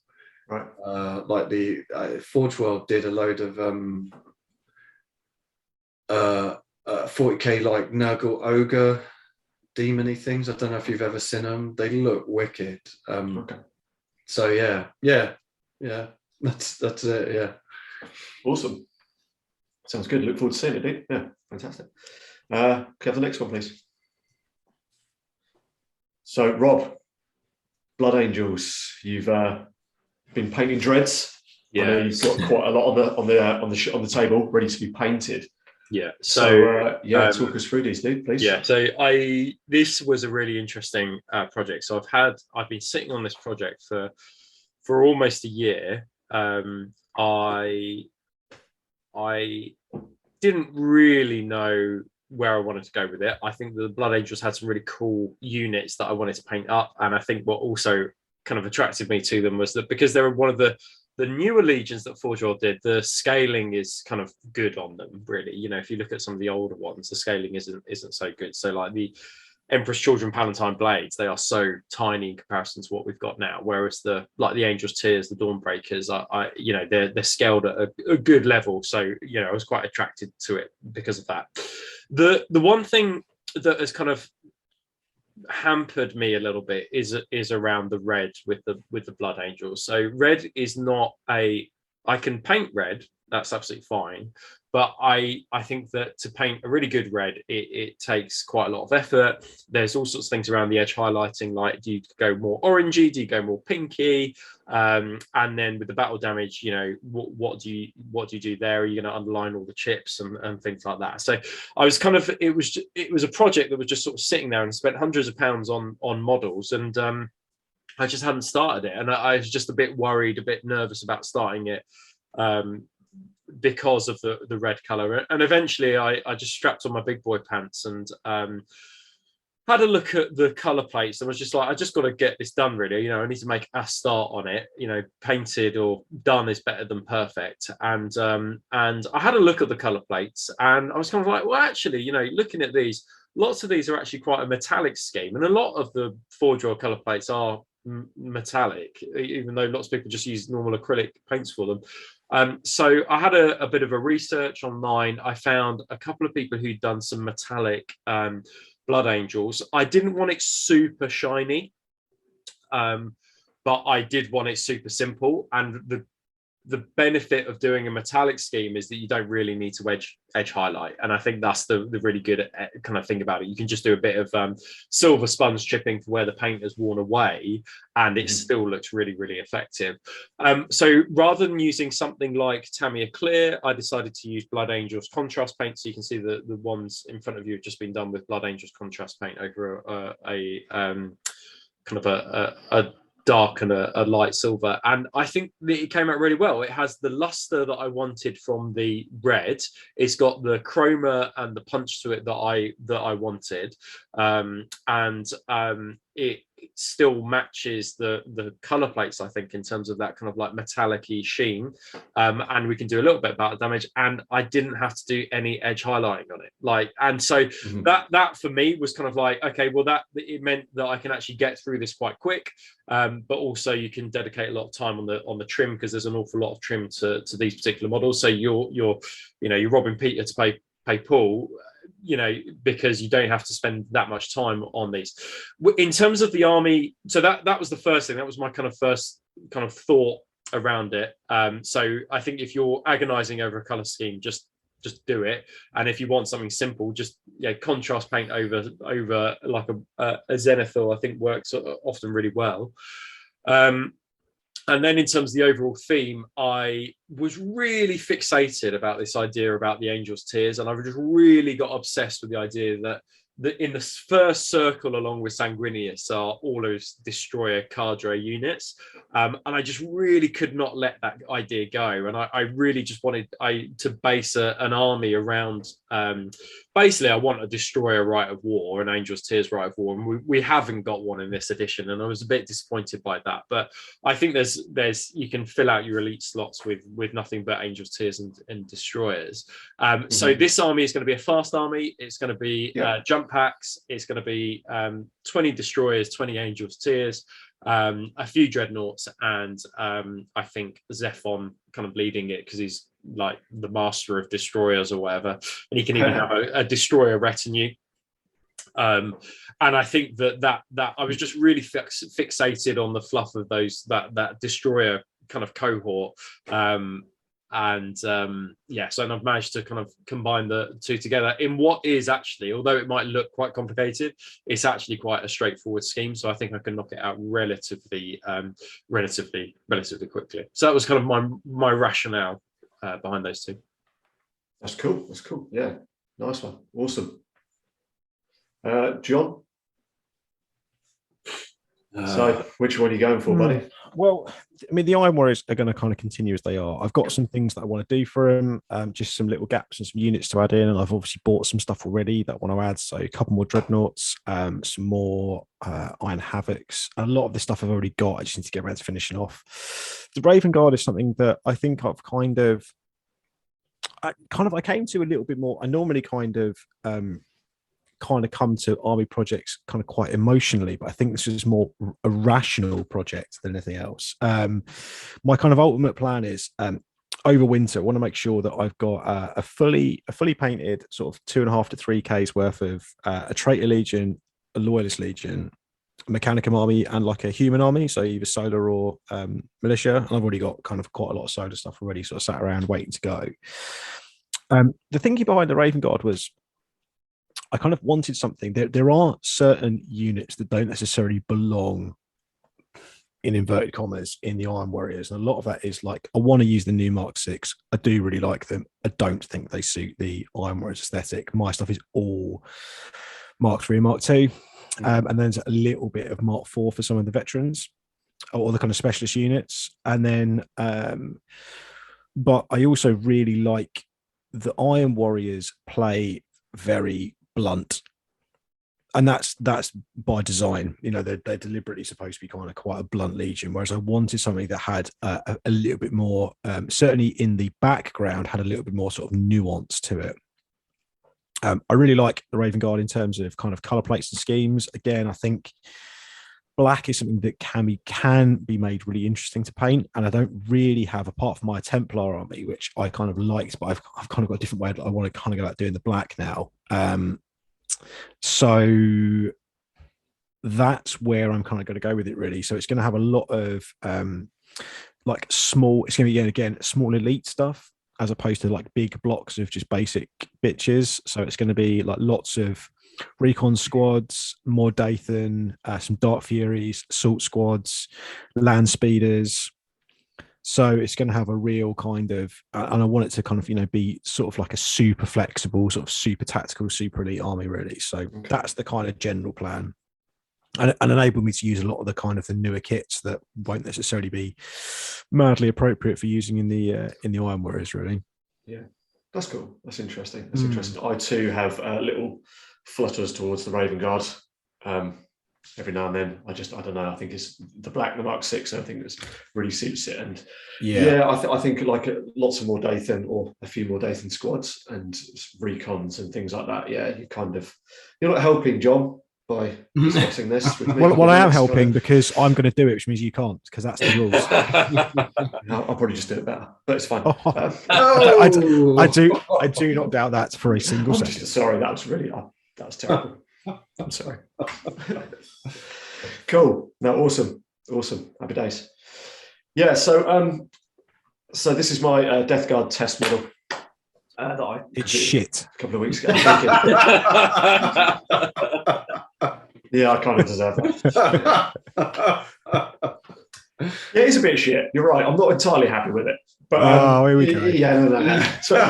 So having painted 2 box fresh candy schemes, I was like, right, new box sets out. I need to do something different.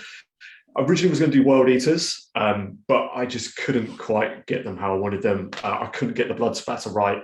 It just wasn't really working. So I was like, right, the next I think port of call I think is Death Guard, because I really wanted to try and push the weathering with these guys. So yeah, so this is the model that I came up with. I think I'm going to change a couple of little bits on it.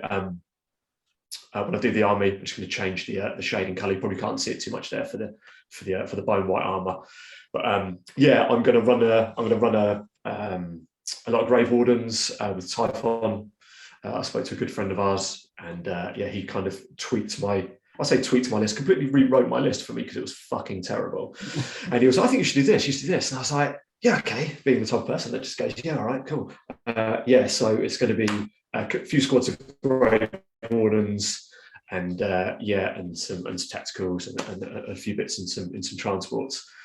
Yeah, I think I've never really had. This is purely off of painting. Really, I've never really sort of felt Death Guard are a legion that I'm kind of into from the lore and things like that. Not really been. It's not really about that. It's purely, I just want a new army. I want it to be dirty. I want to push my weathering. I want to sort of upskill in that kind of area of my painting. So this would be my version 2 2.0 army. It's going to be the Death Guard. Yeah, awesome.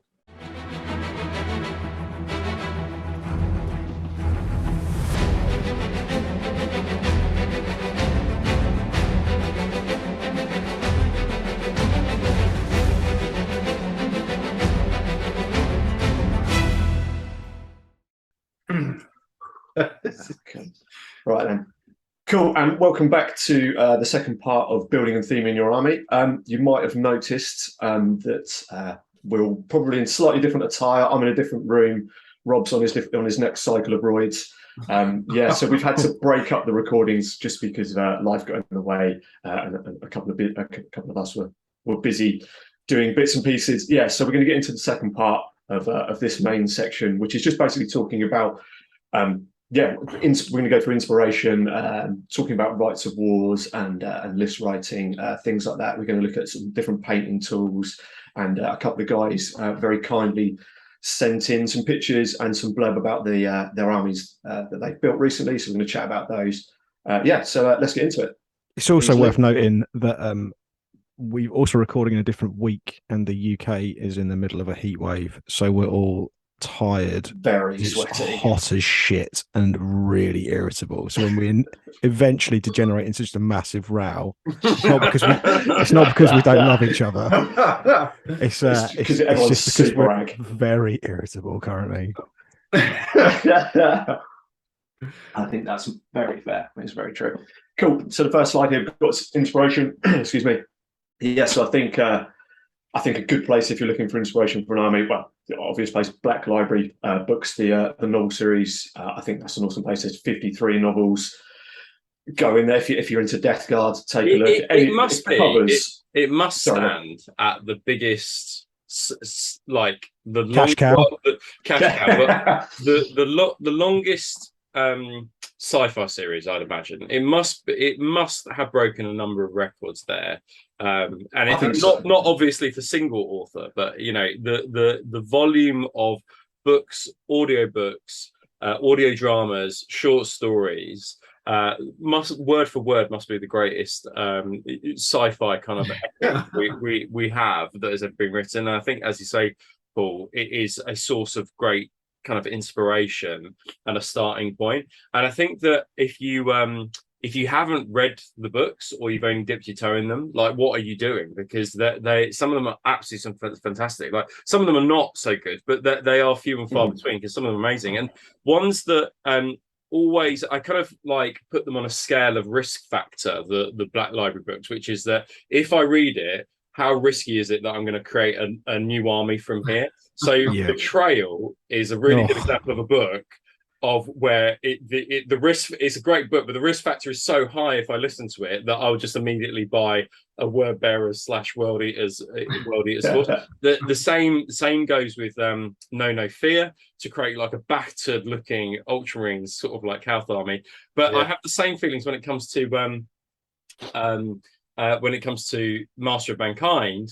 And then you're just like, well, I'm just going to pour all my time and effort into the Custodies now, because those authors have really done something kind of like really interesting with those stories and with those legions that really kind of inspires you to create a force around that particular event, that particular planet, or that particular kind of like story arc, I think. And I think that they are a great place, like source material for armies and for characters as well. Like, I think Sanguinius, for example, in the first book that we got in Horus Rising, he was described as having black hair, but now we see him with nothing but golden hair. So I think that it's also a place where you can hinge your paint jobs around as well, however it's described kind of particular people. There is also a flip side to this too, because when I first got into the Heresy, I built and painted a massive Emperor's Children army, and then I finished reading. I can't remember if it was Fulgrim or Angel Exterminatus, but it was like, nah, fuck this. I'm absolutely done with these pricks. And I think I'd solved them within about 48 hours. I don't think there's anyone that, I mean, most Salamanders books, mate, it sort of turns me off but the only Legion I wouldn't touch. But I mean, Warhawk and so Warhawk. All of the Siege books, unreal. All the Siege books are fantastic. What was the first Scars book? Oh, it was called Scar, wasn't it? Scars, yeah. And I mean, that's another one that's a really inspiring kind of one to either create kind of a loyalist kind of army or some Sagia Mazan kind of mad jet bike riding guys with stolen jet bikes from different legions, I think. And I think that's it's a risk. The books are risky material, I think, if you're looking at starting a force. Well, I did a whole army based off of that little passage in Warhawk, didn't I? That I took to the Greetings event back in February. That's correct. Yeah, Solar War theme. So I took Sigismund and Templars, and then a militia allied contingent with Euphrates Keeler, and then the Talbot Casca in the Vanquisher, cruising around rescuing people. Yeah, and I had Loken as the Knight Errant, who did surprisingly little but earned a lot of victory points. It does strike me as well that when, because there is always some friction with the two kind of ideas of our hobby, which is that you know, one is driven by narrative and one is driven by competitive play, because it can be a competitive game. But I think that in general, the Horus Heresy community feels quite passionately about kind of army building, how you kind of create your army. Partly because it links back directly. Often people are inspired by the original source material and they care quite passionately about it as well. So if you, for example, you go in and you just go, well, I just want to paint it like this Iron Hands because it is the best legion with the best legion rules, and not have any idea about that. I think that's when people start to get a bit like, oh, come on, read some of the books, like make a bit of an effort. You might find that it's a different legion that you might enjoy and like the style of. And I think that probably goes back to how passionately we all kind of have read kind of enjoyed the books, I think. But what I would say with that as well is, if you have done that, if you've come up with an army or an idea and you haven't read any of the backstories, then go and read the backstories. Because that's exactly what I've done with the word bearers. I picked the word bearers because I saw a color scheme. I mean, I'd already read most of the books, but it was like 7 years ago, so I'd forgotten half of them. So I'm now working my way through like all the books that have got word bearers in them, just to remind myself of the problem with that is you kind of sit there going, yeah, the word bearers really are pricks, aren't they? But I kind of like that. But yeah, so I would suggest to people, if you have come up with an idea, because some people will just be like, oh fuck, I love Iron Warriors or whatever, like that's fine, then go and read some of that stuff to give you some inspiration, rather than just building a list to kick dicks. Like, come up with an idea from the books. Like, exactly. But I mean, I have two, like for inspiration, I have two kind of go-tos really before even Black Library, and the first one is the black books that are pictured on the screen, the original kind of source material.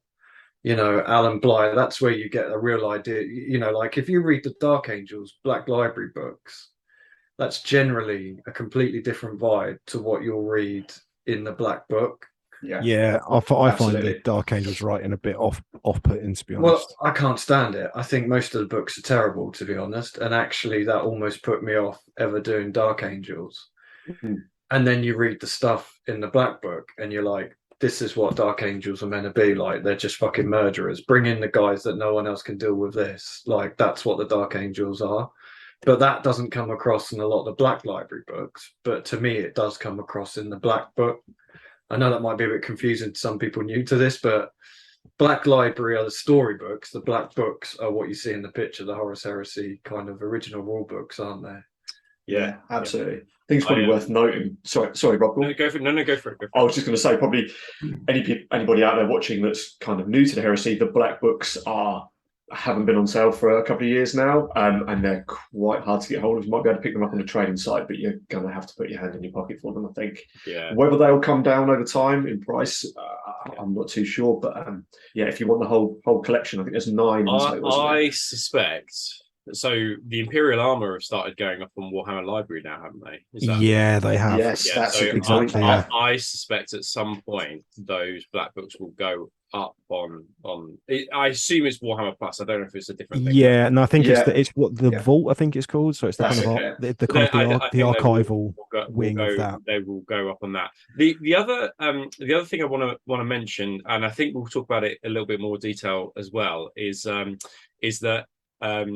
With kind of army selection and inspiration also comes basing inspiration as well. And I often think that both the Black Library books, but also the Black Books, can often help with kind of setting the scene for your army and exactly what kind of basing you should go for. So if it is Siege of Terror base, you're going to look for more sort of maybe third party bases. If you're doing Martian Mechanicum during fighting some heretics during the Civil War on Mars, you're going to go for a Mars theme. If you're at the Battle of Paramar, then you're going to, and I think that's the other thing about the original source material, is that it anchors your army in a particular place and time, which allows you then to kind of do the battle damage correctly, do the basing correctly, do the modeling and the sculpting correctly as well. So for me they're a great source material. But I'm less in part less about the Black Books actually. I'm more about the novels. I think those are my kind of driving force. But wrong, but yeah.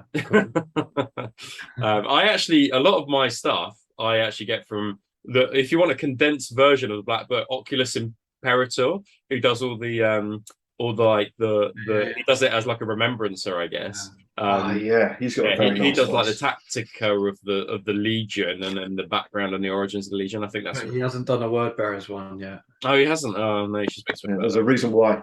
Well, they're the reason for the heresy. Do a fucking video on them. Jesus Christ. First. Maybe I should join as patron rather than just gobbing off on the but yeah, also, like, I mean, inspiration as well. I know we're talking about kind of literature and official kind of things, but for me, like I say, there's two things I tend to go to. If I come up with an idea, I'll look at the black books, I'll look at the color plates, and then I'll generally go to Instagram, because Instagram's just easy. You can hashtag whatever, and you just get reams of photographs, which will just give you a million ideas of all sorts of things. Like, people put pictures of armies up, and you might see something and be like, oh, that's a really cool idea, you know.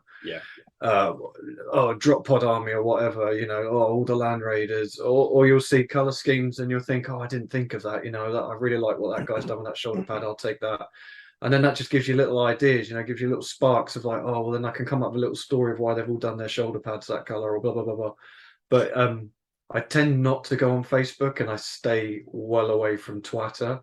But yeah, Instagram tends to be my go-to, just to see what other people are doing, like just to get ideas, really, isn't it? That's what it's all about. We're also in a golden age for kind of content creation for Heresy at the moment as well. There's just so much of it. And I mean, I probably do populate Facebook a lot more than certainly Twitter. Like, it's nothing to do with it. But there's just there's a group for everything, and there's so much content, and it's a lot of it is, I think, kind of new people who bring either, or you can see a drawing inspiration from people that have done stuff before, other ideas or other game systems, but also bringing a lot of new ideas in. And it's just, I mean, even like I was thinking about like decal placement on some of my vehicles the other day, and I was thinking, where shall we put up? Where shall we put in stuff? And I just spent like an hour just going down various rabbit holes of kind of looking into various bits and bobs. And before you know it, you've got like 50 screenshots on your phone saved in a little folder that you can kind of refer back to later. It's really, we're in a golden I've got age. like 3 folders on my phone. Yeah, my phone is I screenshot it and then save it to the relevant folder. I've got I've got a Word Bearers, Militia, Mechanicum, and then just like a random folder of everything else goes in. I think there was a few particular sort of, if you talk about the past 10 years, I think there's a few particular artists who have really blazed a trail in terms of that kind of like that army painting style, and with conversions and things like that as well. I can think of a few people off the top of my head who you think, oh, actually, like, I would always go and have a look at what they've done previously. So I think Miles from Little Legend, I think, has a lot to answer for how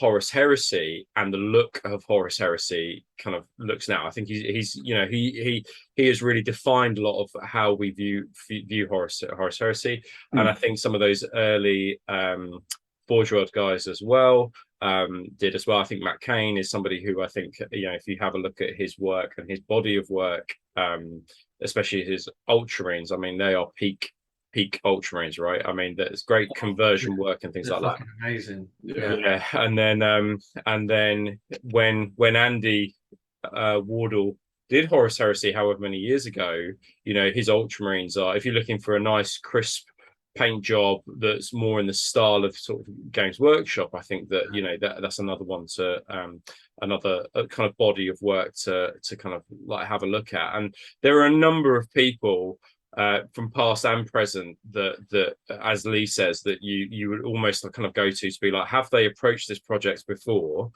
Do they have a Patreon so I can have a look and grab some ideas? Or can I just think about transfer placement, basing, color scheme, those sorts of things, so yeah, absolutely, there's a whole raft of work out there that is not unattainable. It's really, do it with a rattle can, do it with an airbrush, do it with a hairy brush.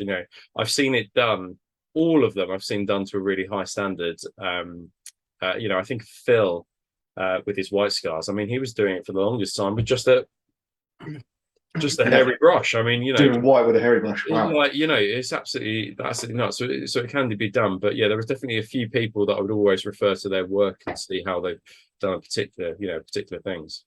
Yeah, absolutely. Yeah, cool. Which probably take us on quite nicely to the next slide, I think. Which we'll chat about sort of paints and tools and bits and pieces. I know we kind of just touched on it a second ago, but Rob, you were just saying, about sort of basing schemes and things like that. If you're looking for inspiration from a novel, when I chose my my Thousand Suns, I went back and reread the book A Thousand Suns. I was like, right, I really want to capture that kind of sandy looking base and that sort of almost kind of Tuscan Egyptian kind of look that the guys have sort of described as in the novels. I'm pretty sure people out there are aware of paints and paint brands and stuff. There's a lot out there. I don't really have a preference. I kind of use a bit of everything. I've got Citadel, Vallejo, Scale 75, AK products, Mood products. I don't really have a go-to. Whichever ones work and fit for the job that I'm doing, I'll use. And I think airbrushes, I think is a big deal when you're building your army. Sorry, when you're painting your army, doing all your base colors with an airbrush. We spoke about Phil a second ago, who did all his white with a hairy brush. I mean, I tip my hat to that guy. He's got patience beyond me. I can't even imagine it. What do you guys think? It's probably worth one of us kind of charting back to the reason why we've got weathering powders, oils, and airbrushes there. I don't know if anybody wants to talk about Forge World and the original kind of books and Phil Stushkash and Matt Kane and what they did at Forge World. Does anybody want to talk about that one? Or Lee, no. Okay. Well, okay. Well, so it's essentially the what were the books called? I can't remember what they called. They were the Imperial Armor Model Masterclass. Yeah. So I have PDF copies of them. So essentially, when did they release them? Years ago. Over 10 years ago. Yeah. I mean, essentially, in a very summarized version, they basically took kind of traditional military modeling skills and techniques and brought them over to miniature painting, didn't they? What people were doing for your kind of scale 132 tank or whatever it is, they brought over to the Horus Heresy, and they produced these books, and it was quite unique for a Forge World GW product in that it didn't just try and sell you GW products. They used everything and anything from bloody pencils, pencils to pledge, and they were all techniques that, like I say, they got from military modeling. And I remember the first time I looked through it, and it blew my tiny little mind, because actually a lot of these techniques, once you've got the hang of them, they're really fucking easy. Like you just need to practice them. And I mean, when I first got in the Heresy, I didn't own an airbrush. I painted everything by hand, and then I brought an airbrush, and I spent. It's the classic thing of like, it's scary until you know how to do it, and then it's just another skill. And you see it with people who've progressed through the years, where their painting started quite bad, and just through learning set techniques, they now produce really good miniatures. But they don't have a natural skill for kind of art. They've just learned these kind of techniques of, sponge chipping, hairspray chipping, modulation with the airbrush, all these things. And essentially it was all written down, step-by-step guides in these books. They produced about 3 of them, I think, in the end, didn't they? There were 2 generic ones, and then there was a heresy specific one. Yeah. The heresy specific one I thought was a lot of recycling of stuff. Book 1 is the one. If you just want to pick up one, but it was so good. And it's just stuff like, just dry brush this, and you're like, well, I'd have never thought of that, and that's actually a piece of piss, because everyone pretty much can dry brush, and that introduced kind of weathering powders and oils, and again, not just using oils for kind of pin washing, but using oils to create dirt and dust and this and that, and using filters. And I mean, it sounds like I'm talking gibberish if you've never heard of any of this stuff. But if you manage to get hold of one of these books, or even if you can't, just go and buy some military modeling catalogs. because they're all the same skills. And just get an old model. Like I've got an old Rhino sat on my like one of the old Rogue Trader Rhinos that I had when I was a kid. And anytime I want to practice something, I just paint over it. I'll just paint it black, and then I'll start again and just try a technique or a skill. And I mean, nowadays we've got videos. So I mean, we were talking before a little bit about Miles, Little Legend. I mean, you got Cult of Paint, you got Rob Smedder's miniatures. I mean, there's tons of stuff out there that if you want to pay a few quid, but even if you don't, there's a lot of free stuff on YouTube. If you just go and Google it, you'll find reams of stuff. I mean, even like AK do like videos. There's some really good. I think it was Mix did one of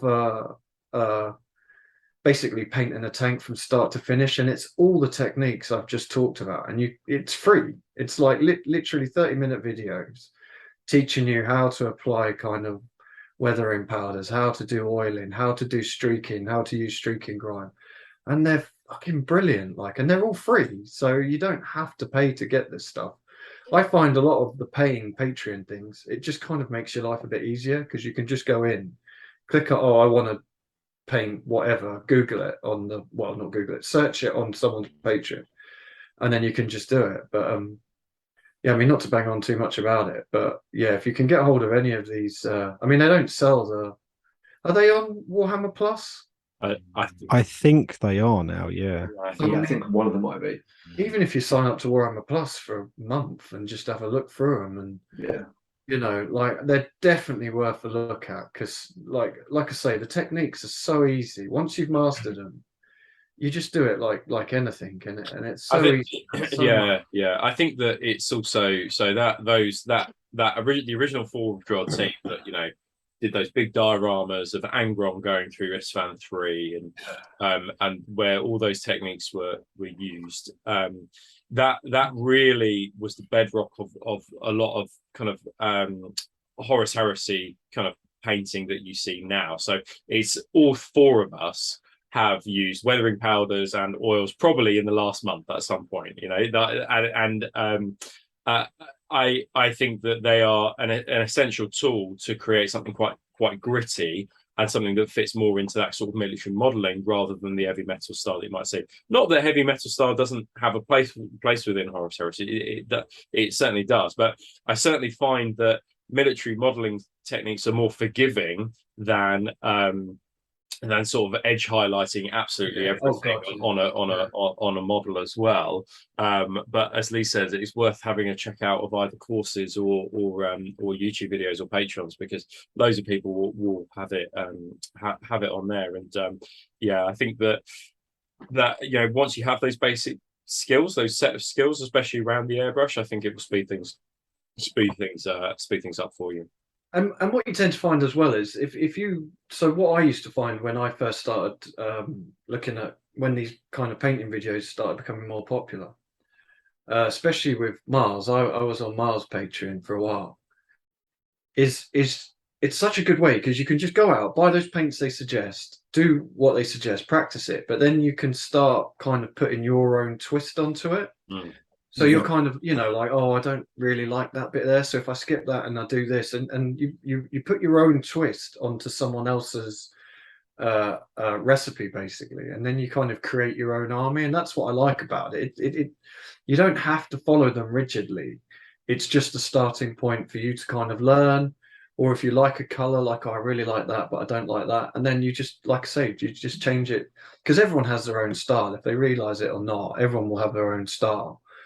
And that's what I like about it. I mean, that's exactly what I did with Mars. I watched his Word Bearers video. I really liked that.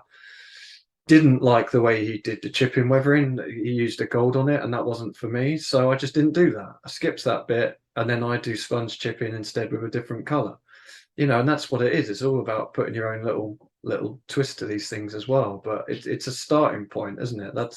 That's what I think they're really useful for, is you don't have to sit there.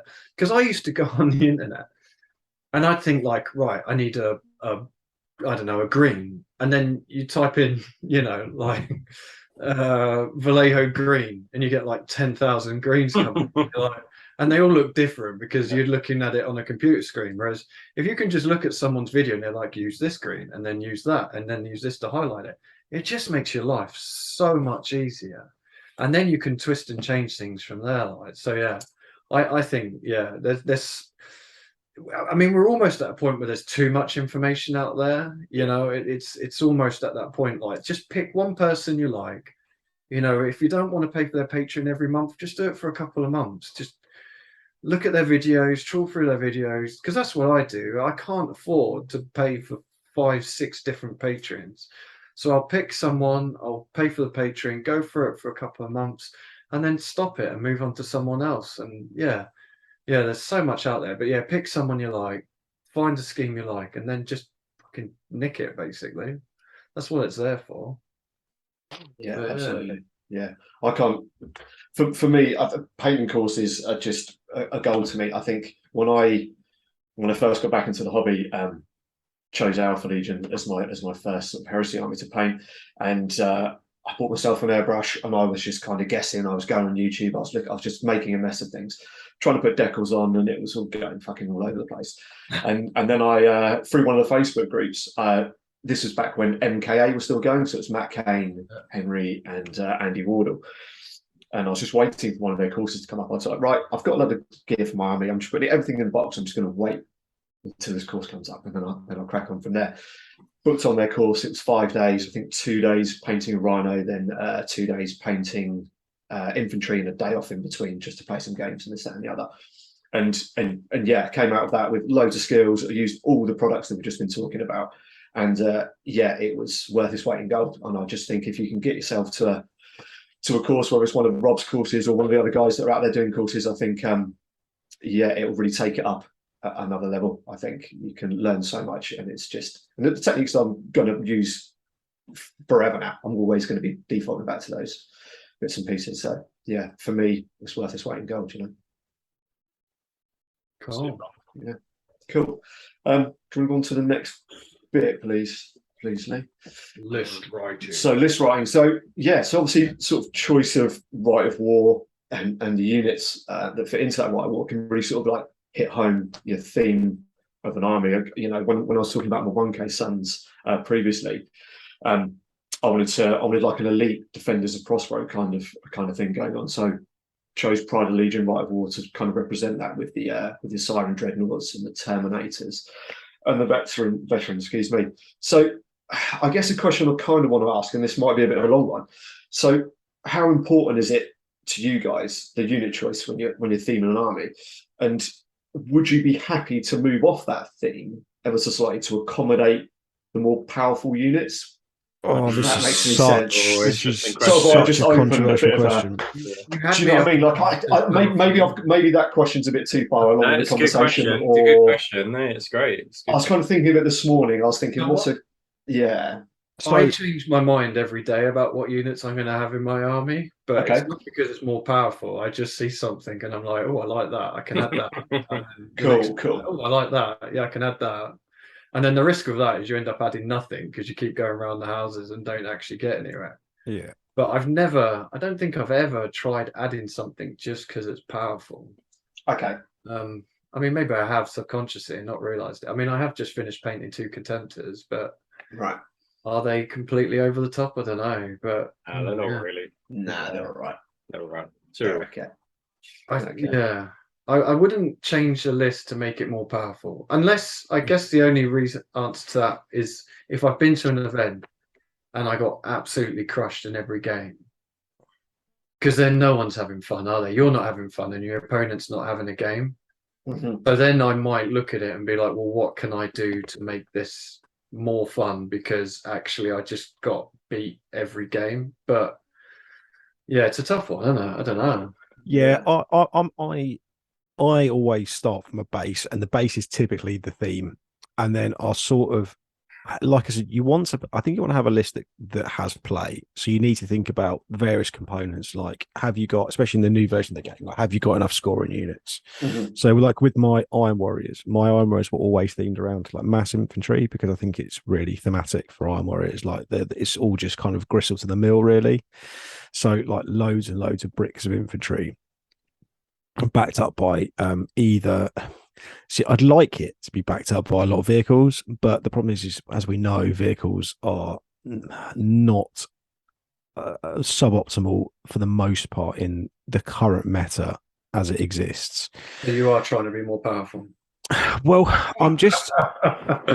I guess I probably am. I think don't want to say subconsciously because it is a conscious thing of just being like Iron Havocs are just better than certain vehicles, but at the same time, they do still fit in with my theme. Like they're a Legion specific unit. Same with the kind of siege tyrants as well. But then again, like with recent weeks, I've been sort of thinking, actually, do you know what? These siege tyrants are quite boring. So I'm going to sort of, because all they do is they just sit at the back and they're just a bit too good, really. So I'm going to add some more stuff in, and I'm like, oh, actually, that's a bit kind of crap. Or that's not really done what I wanted it to do. And I think, to be honest, most of the time, my sort of the evolution of my kind of armies is all just based around like situational kind of scenarios that I found myself in. Of just being like, I could really do with some maneuverability. So maybe I might break some of these bigger squads down and put them into rhinos, or I really need to kind of like reach out and kind of smash apart my opponent's heavy support squads. So perhaps like a whirlwind Scorpius is the thing to pop in, and there's kind of lots and lots of that. And occasionally you do kind of fall into the kind of rule of cool. Like I took an entirely like almost entirely artillery army the other day to a game, and it was pretty crap, but it was really good fun, like really, really good fun. So I think I'll definitely end up running that again, even though it's probably not as kind of quite as strong as some other options I could be taking.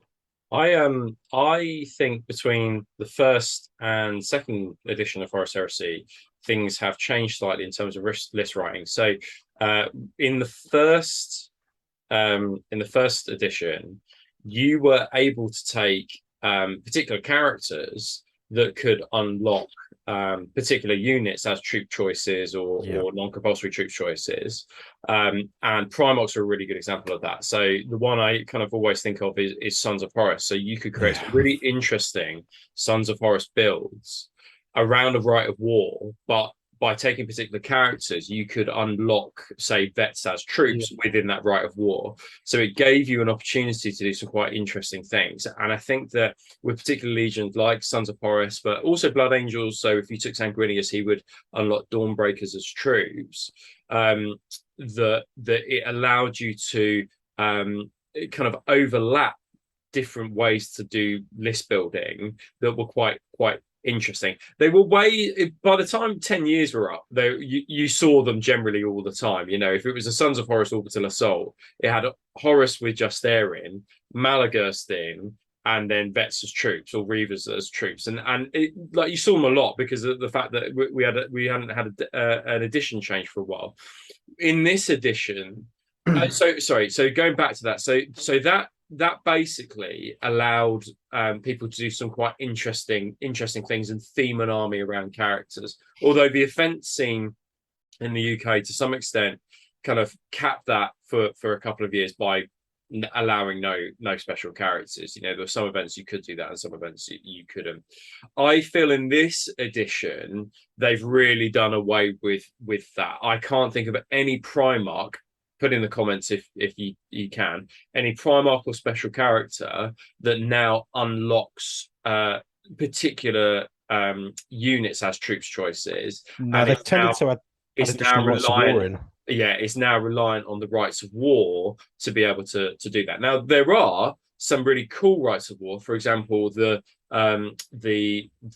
Templar Brethren right of war now does what Sigismund did, but that's the exception and not the rule. So Sons of Horus, I think, have got a bit of an identity crisis with their legion because the builds that were previously there are no longer there for them now.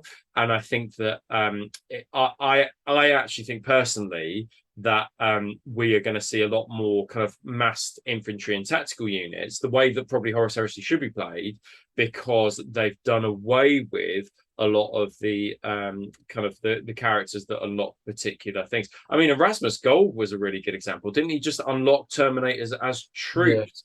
and like you could build a whole army around him in a way that you no longer can. And I think that that's one of the things that I'm sad that has gone now, that these characters can't unlock these things. But positive, you'll see a lot more massed infantry on the tabletop, and a lot more Space Marines on the tabletop in terms of just normal basic tactical Marines. So I think that might be worth some kind of discussion, I think, about the change between those two, because is there a danger that you'll see a lot of the same list, you know, two big tactical blobs in your troops choices, and then that will just be the staple for everybody? I don't think we will, to be honest, and I don't think it's what we're really seeing. I haven't been to any events, but all the pictures I've seen from events, the list still seem to be reasonably varied. I mean, it's hard to guess, isn't it? I mean, if there is more infantry, it's not a bad thing, is it? I mean, that's kind of the idea of the heresy anyways.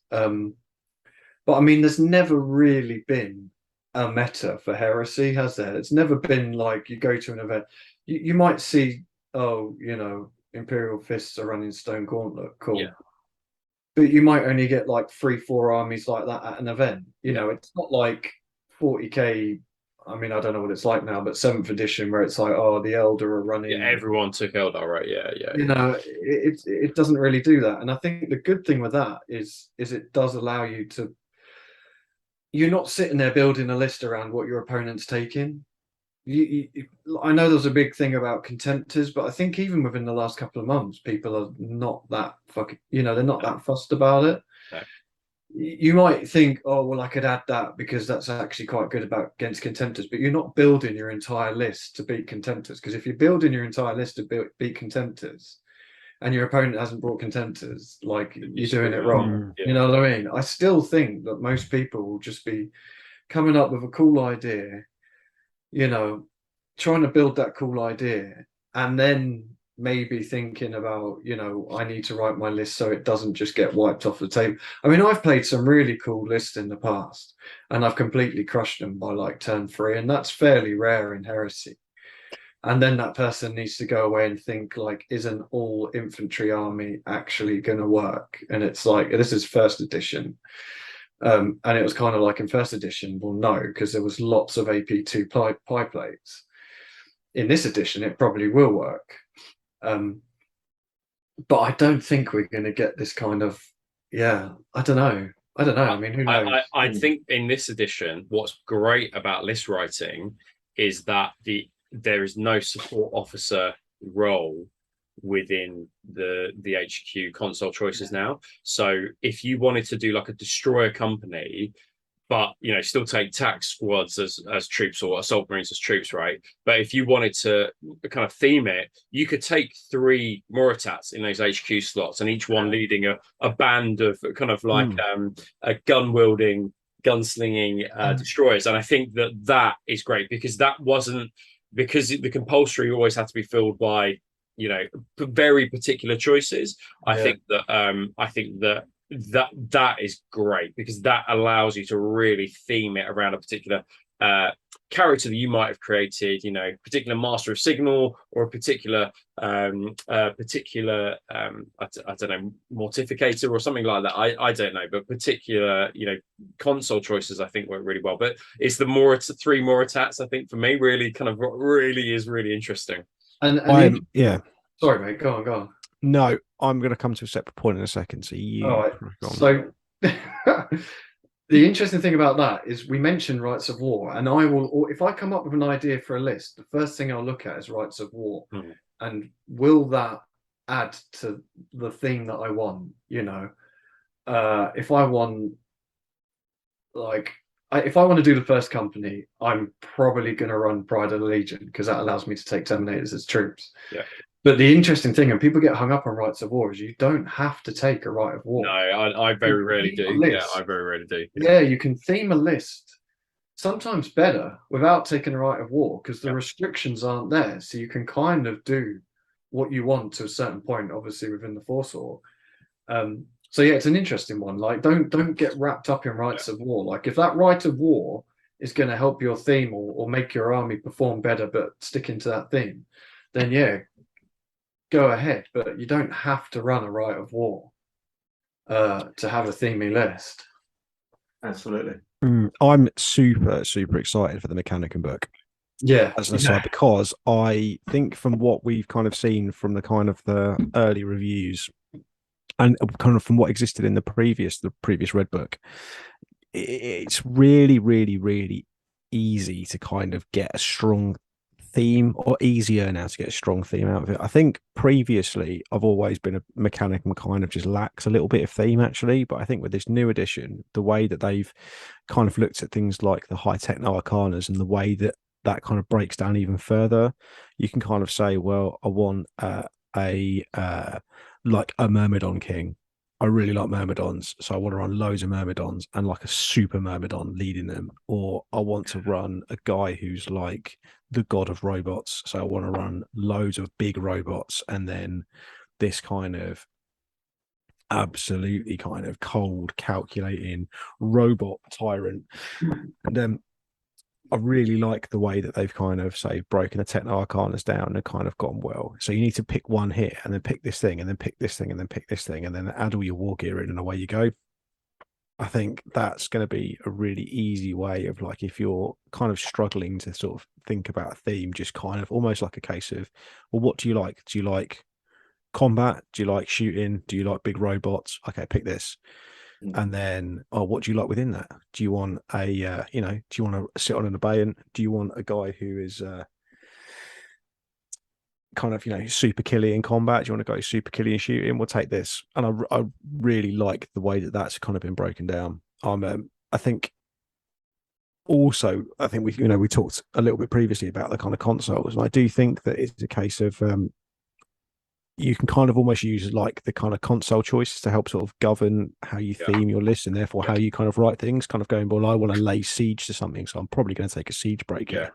And then you kind of look at the siege breakers rules and go, okay, well, he's really good in these instances, so why don't we start by adding those units in? And what would go well with that? What would complement that well, both from a kind of a gameplay and a thematic perspective? Well, I'll add some of those in as well. So I think that's always a kind of a good place to start. Yeah. I've got a question for Paul, actually. So, because we played only the other day. Did you play Alpha Legion or Thousand Suns, Paul? I can't remember what it was. Alpha Legion.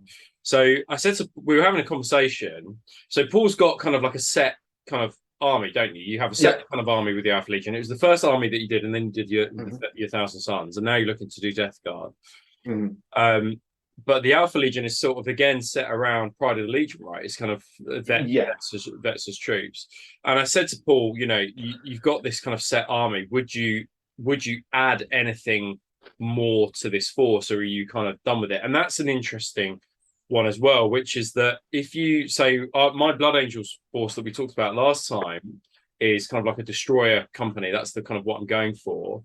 But then do I then expand beyond the theme? And I think that's also a really interesting question, because if I start expanding to add tanks and things like that and more dreadnoughts in to make it perhaps more competitive, has the essence of the theme kind of disappeared? And I suppose my question for Paul is, your theme was Pride of the Legion. We talked about, well, do you need to add more dreadnoughts in or more, other things in? And does it sort of destroy the essence of the theme that you were originally going for? Or is there other reasons that perhaps you haven't added the units to the Alpha Legion, I guess?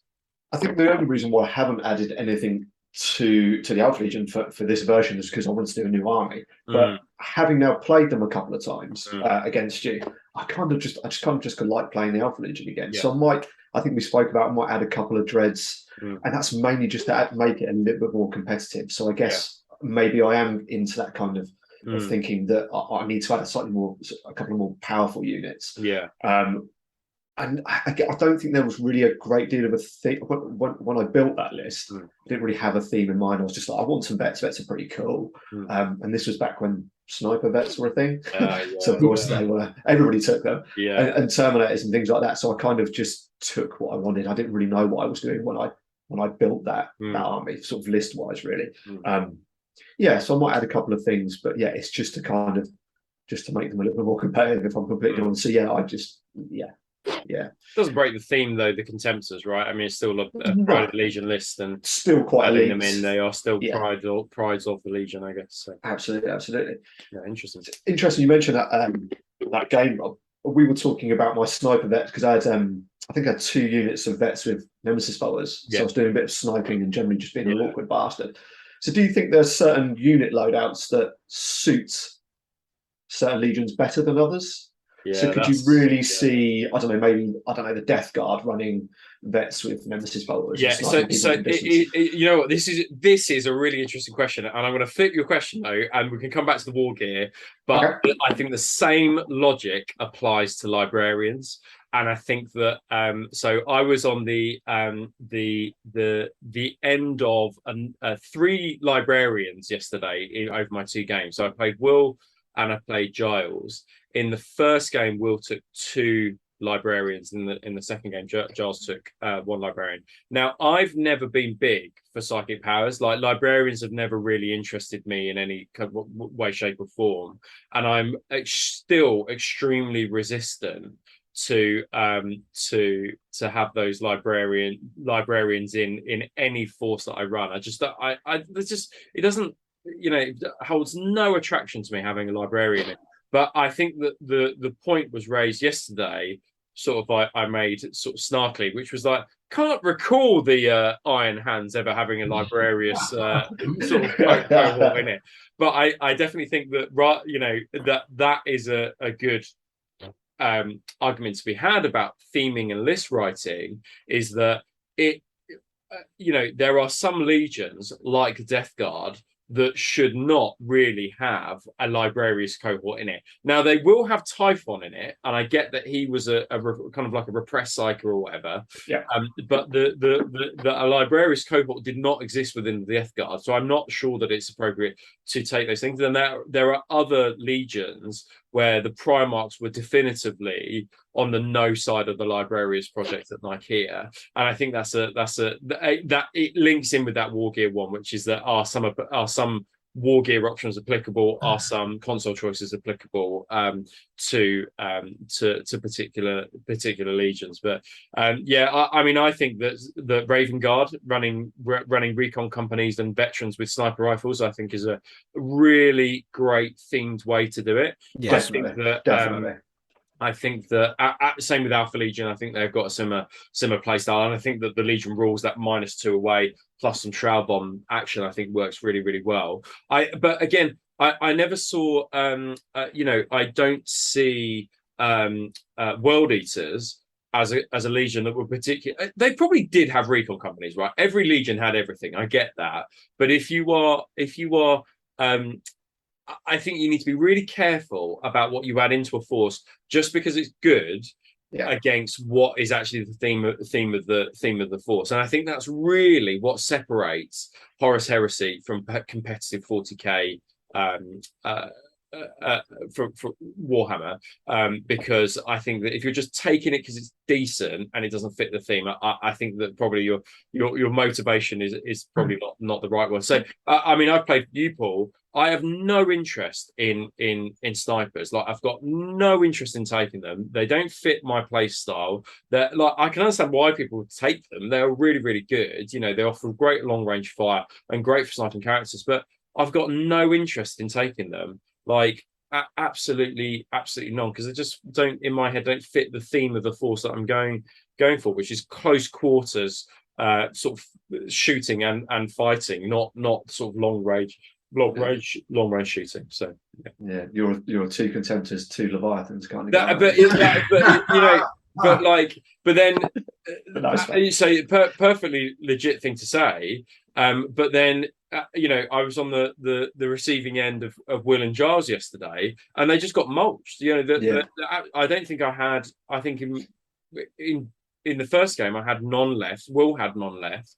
And in the second game, I had 1 Contemptor and a couple of wounds left. You know, I think that that I will add things to the force that I think I like and fit my style. But I'll take 4 Contemptors or 4 Dreads, but I won't be spamming kind of recon units or Nemesis bolters. So I think that that's the other thing, you know. So I'm not purposely sniping out people's units to get rid of augury scanners, characters, you know, Narthesiums, and those sorts of things. So I think it swings and roundabouts really, but So I find that really interesting because I agree completely, but I also think that this is where you can use rights of wars as they're not intended. So if I was to do a World Eaters army, I have this image of and I'm no Lord of the Rings expert, but you know, is it the Uruk-hai that get released to chase down the fucking hobbits or whatever it is? That's Uruk-hai, and they're basically these big hulking dudes that are just running everywhere. Now, if I was to do World Eaters, that's how I see it. So I would have a recon company right of war, because in my head it's like a hunter-killer team that have been let loose. They're lightly equipped, and they've just been told, go and fucking murder shit. So you can run recon squads, 10-man recon squads. You don't have to give them sniper rifles. You can give them a chain axe and a bolt pistol. Or a shotgun. You've got tac squads that have scout and infiltrate. And that fits into my theme of these lightly equipped dudes that are fast. They've moved into an area, not because they're like coming to have a look at what you've got. They're coming to murder you and your children. They're just doing it really quickly. You know, and that's so you're using the recon right of war, but you're not using it as a classic, you know, reconnaissance force. It's your little hunter killer force or whatever you want to do. That's where I find, don't always read the name of the right of war. You can use a right of war to create your own theme. Yeah, that's interesting. Yeah. Can you go and build that now, Lee? That sounds fucking awesome. Yeah, that sounds pretty fucking cool. I can't think of other legions that I would expect anything. So I think that well, it's like so Dark Angels and Pride of the Legion, I think is a great mesh together, right? I think that's really cool. Vets with loads of swords and close combat weapons and power weapons, I think would work really, really well as a theme. And I think also this is almost where a timeline comes in as well. So if I'm playing an event that's set at the Siege of Terror, and someone brings a World Eaters librarian, I'm calling bullshit because they're all dead. All the heads have exploded. If this is a fight in the 500 worlds, then all right, one or two might still be alive, you know. And I think that's where reading the Black Library books comes in as well, because then you gain that knowledge of actually, by Siege of Terror, literally all the World Eater librarians are dead because they've had their implants and the heads have exploded. So again, it's just knowing your legion or army, isn't it? It's knowing. But it's interesting. Yeah. Cool. Should we? That was good. That was a good chat. That was good. That was interesting. That was cool. That was good. But should we? Are we leave it there for that bit, and we go over to the next slide? We're happy. But let's do it. Cool. So I kind of added this in there. Maybe this is kind of maybe more for me than for you guys. And this probably goes back to the building and painting section. So for me, I hate building models. It drives me insane. It's the fucking worst. I couldn't think of anything worse. I love painting, but I fucking detest building models. It just infuriates me. I hate everything about it. I hate clipping them off. I hate sanding them. Smoke. You can send that to people. People will build it for you at a good price. Yes. I've told you this 1,000 times. Alex Wanless and Moggy, when he's better, will be able to get well soon, Moggy. Build models for you at a great price. And that's about how you value your time. So I think that's the other thing, which is Rob and I've had this conversation in depth, I think, previously. And it's about how you value your time in the hobby, the building element. Some people absolutely love it. I can't stand it. But pay people for. That's my advice. Fair play.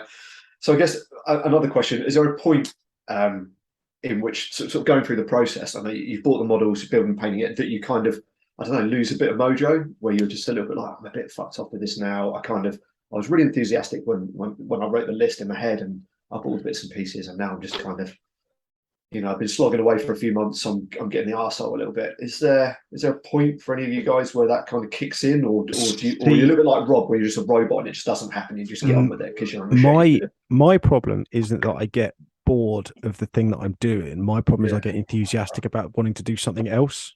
That was going to be my and that's my issue, is because I'm quite, as people know, I'm kind of a sort of serial army recycler, in so much that like I will kind of build and paint an army and then I'll be like, nah, fucking I want to do this other thing, and I'll sell it. Like I've rarely ever stuck with something and continually added to something. The real exception has been the Iron Warriors. Like it's really odd. They've kind of really captured my imagination, and I've been on and off kind of doing them for about a year now, which for me is quite a long time. But the thing that I find really odd is that I keep wanting to add to it. Like I keep thinking I could add this cool thing in. I could do this cool thing. I've had this idea for doing this. And it might just be little lines in little books. Like I was listening back to Shadows of Treachery, the kind of the short story compilation that's got a lot of the stuff around. Yeah, very good. Around. Right. There's some super fucking cool Night Lords action in there. That was a tricky one. There's some absolutely top drawer Sevatar action in there. But there was just like a single line about how Perturabo had like an elite unit of Terminators that had the chevroned over bronze as opposed to being iron. And just that one little snippet, I was like, well, I mean, obviously I'm going to do some of those. Like, there's lots of little things that kind of keep hooking me. And I think certainly I normally have a project. So I'll set out and be like, I want to go to an event and I want to take this list. So I'll write a list and I'll build the models and I'll paint the models and I'll go to the event and I'll use them, and I'll either go, cool, I like that, I'll keep that, or I didn't like it, let's get rid of that. So I never normally leave anything open-ended. Mm-hmm. So I think the thing for sort of sticking with it is I'll have either a deadline that I need it done by, or I'll have like, I am building this army, like this list with these guys in it. I know what I'm doing. I've tested the paint scheme. I know that I can stick with it. But yeah, it's very rare that I'll just continue just adding as I kind of go along to an army. And I think that's always helped for me, just kind of have like an end point. Don't keep it infinite, because otherwise I'll just lose interest, or say become distracted by something else. Yeah. So what about and you, just keep listening and reading to the books as well. Like if I need a bit of inspiration, I'll go and like a re-listen to Talon. Again, some great Iron War stuff in there. The Perturabo Primarch book is criminally underrated. It's absolutely brilliant. Like he's a really, really interesting Primarch. Like, loads of depth to his character and stuff like that kind of keeps me motivated, I think. So that's always a sound bit of advice. What about you, Lee? I know you're quite limited with your sort of hobby time. Yeah, so like families and things, but I think. So I used to try and do what John did, and I'd have 1,000 different projects, and then the trouble was I'd never get them finished, and then I'd lose interest because I'd never get it finished, and I'd keep switching from project to project. So I think it's just being realistic about how much time you've got, and being realistic with whether you've got the motivation to complete that project. So I'll write a list, and it will have like 60 infantry in there. And then I'll look at that list and be like, I'm never going to build and paint 60 infantry. Like, it's just not going to happen. Mm-hmm. So then I'll be like, well, let's look at that list. Okay. If I do like, so I'm running Private Legion at the minute, I can build a couple of Terminator squads, and then I can build a Breacher squad. And then I've got a Breacher squad. I can play that army. I can use that army. And then when I've got more time, I can build another Breacher squad or attack squad or something, and I can slowly add to that small army to then run what I actually want to run. I'm just getting there a lot slower than say John or Rob. I think it's just being realistic with whether you're actually like. I mean, a big one for me was going back to the painting quickly. Like I used to run World Eaters, and I just got sick of painting white. Not because I find white particularly hard, but it's blocking in all the colours. I just found it so fucking boring, to the point that I just couldn't bring myself to paint. And if you're getting to a point where you can't be asked to paint, then maybe you need to look at, like, maybe this army isn't for me, or maybe I need to look at paying someone else to paint this army if I really can't be asked painting it. And a similar thing happened with my Mechanicum. Like, I had so many stages of painting for my Mechanicum because they're so heavily weathered that I just got bored of painting them, to the point that I just didn't want anything to do with it. And I think if you're finding yourself getting like that with an army, either put it to one side and do start another project, or just be realistic with yourself and just fucking get rid of it and find a project that you can actually stick with. Because I had a period of time, about 2-3 years, where I just jumped from project to project. I missed so many events because I just never had a working army, and it was just kind of nonsense, really. Whereas now I found the word bearers, I love painting the word bearers. So I finish a unit. It'll take me forever to finish a unit, and I'm already thinking about what I'm going to paint next as I'm finishing that unit. And I think that's a really good place to be. But I agree with John as well, of like just try. And I talked about it previously, of just keeping yourself interested. If go and read some of the fluff, go and do this, go and do that, like build and paint some Mechanicum units that can be added into your force, or create an allied force. An allied force is great for just having a little palette cleanser and doing something a bit different. But yeah, you've just got to find what works for you. Like, everyone's different, aren't they? You've got to find what works for you to keep you motivated. If you can just knock out an army in a weekend, then great, go and do it, and then sell it, and then go and knock out another army. Like, if that works for you, that works for you. If not, you really need to look at what keeps you motivated as a person. Absolutely. I think we've all bought armies, started them, or sort of bought them, left them in a box, and then flogged them. I think I recently sold some World Eater bits off to John. I don't know what's happened with those. John, are you doing World Eaters, or have you sold them? That's kind of a little bit of a bone of contention, because I tell you for why. I got super enthusiastic about World Eaters, and I bought some World Eaters, and I bought a couple of bits already painted, and I bought some bits that I painted myself, and I kind of got an army together, and I played them for a couple of games, and I thought, oh, fucking hell, this is boring. Like, you'd think being kind of quite one-dimensional. I think perhaps that's just my play style. What I'm not saying is I think that they are a boring army. What I'm saying is I found them quite boring to play. It was just a bit, not really my play style, a bit too sort of certainly the list that I put together was a bit one-dimensional. So company for your no. No, so I've found a buyer for those. So my plan is, over kind of the autumn, I'll just finish painting them up, and then they'll go off to a new home. So I think it's not for me. Yeah, I think that as has been mentioned, it's entirely the sticking with it is entirely about your motivation for what you gain for, or what you play for. So if you are, I've always found that if you are motivated by painting, and then gaming is a secondary thing, I think that it is quite hard to maintain that kind of like that high level of painting for the massed infantry that you necessarily need.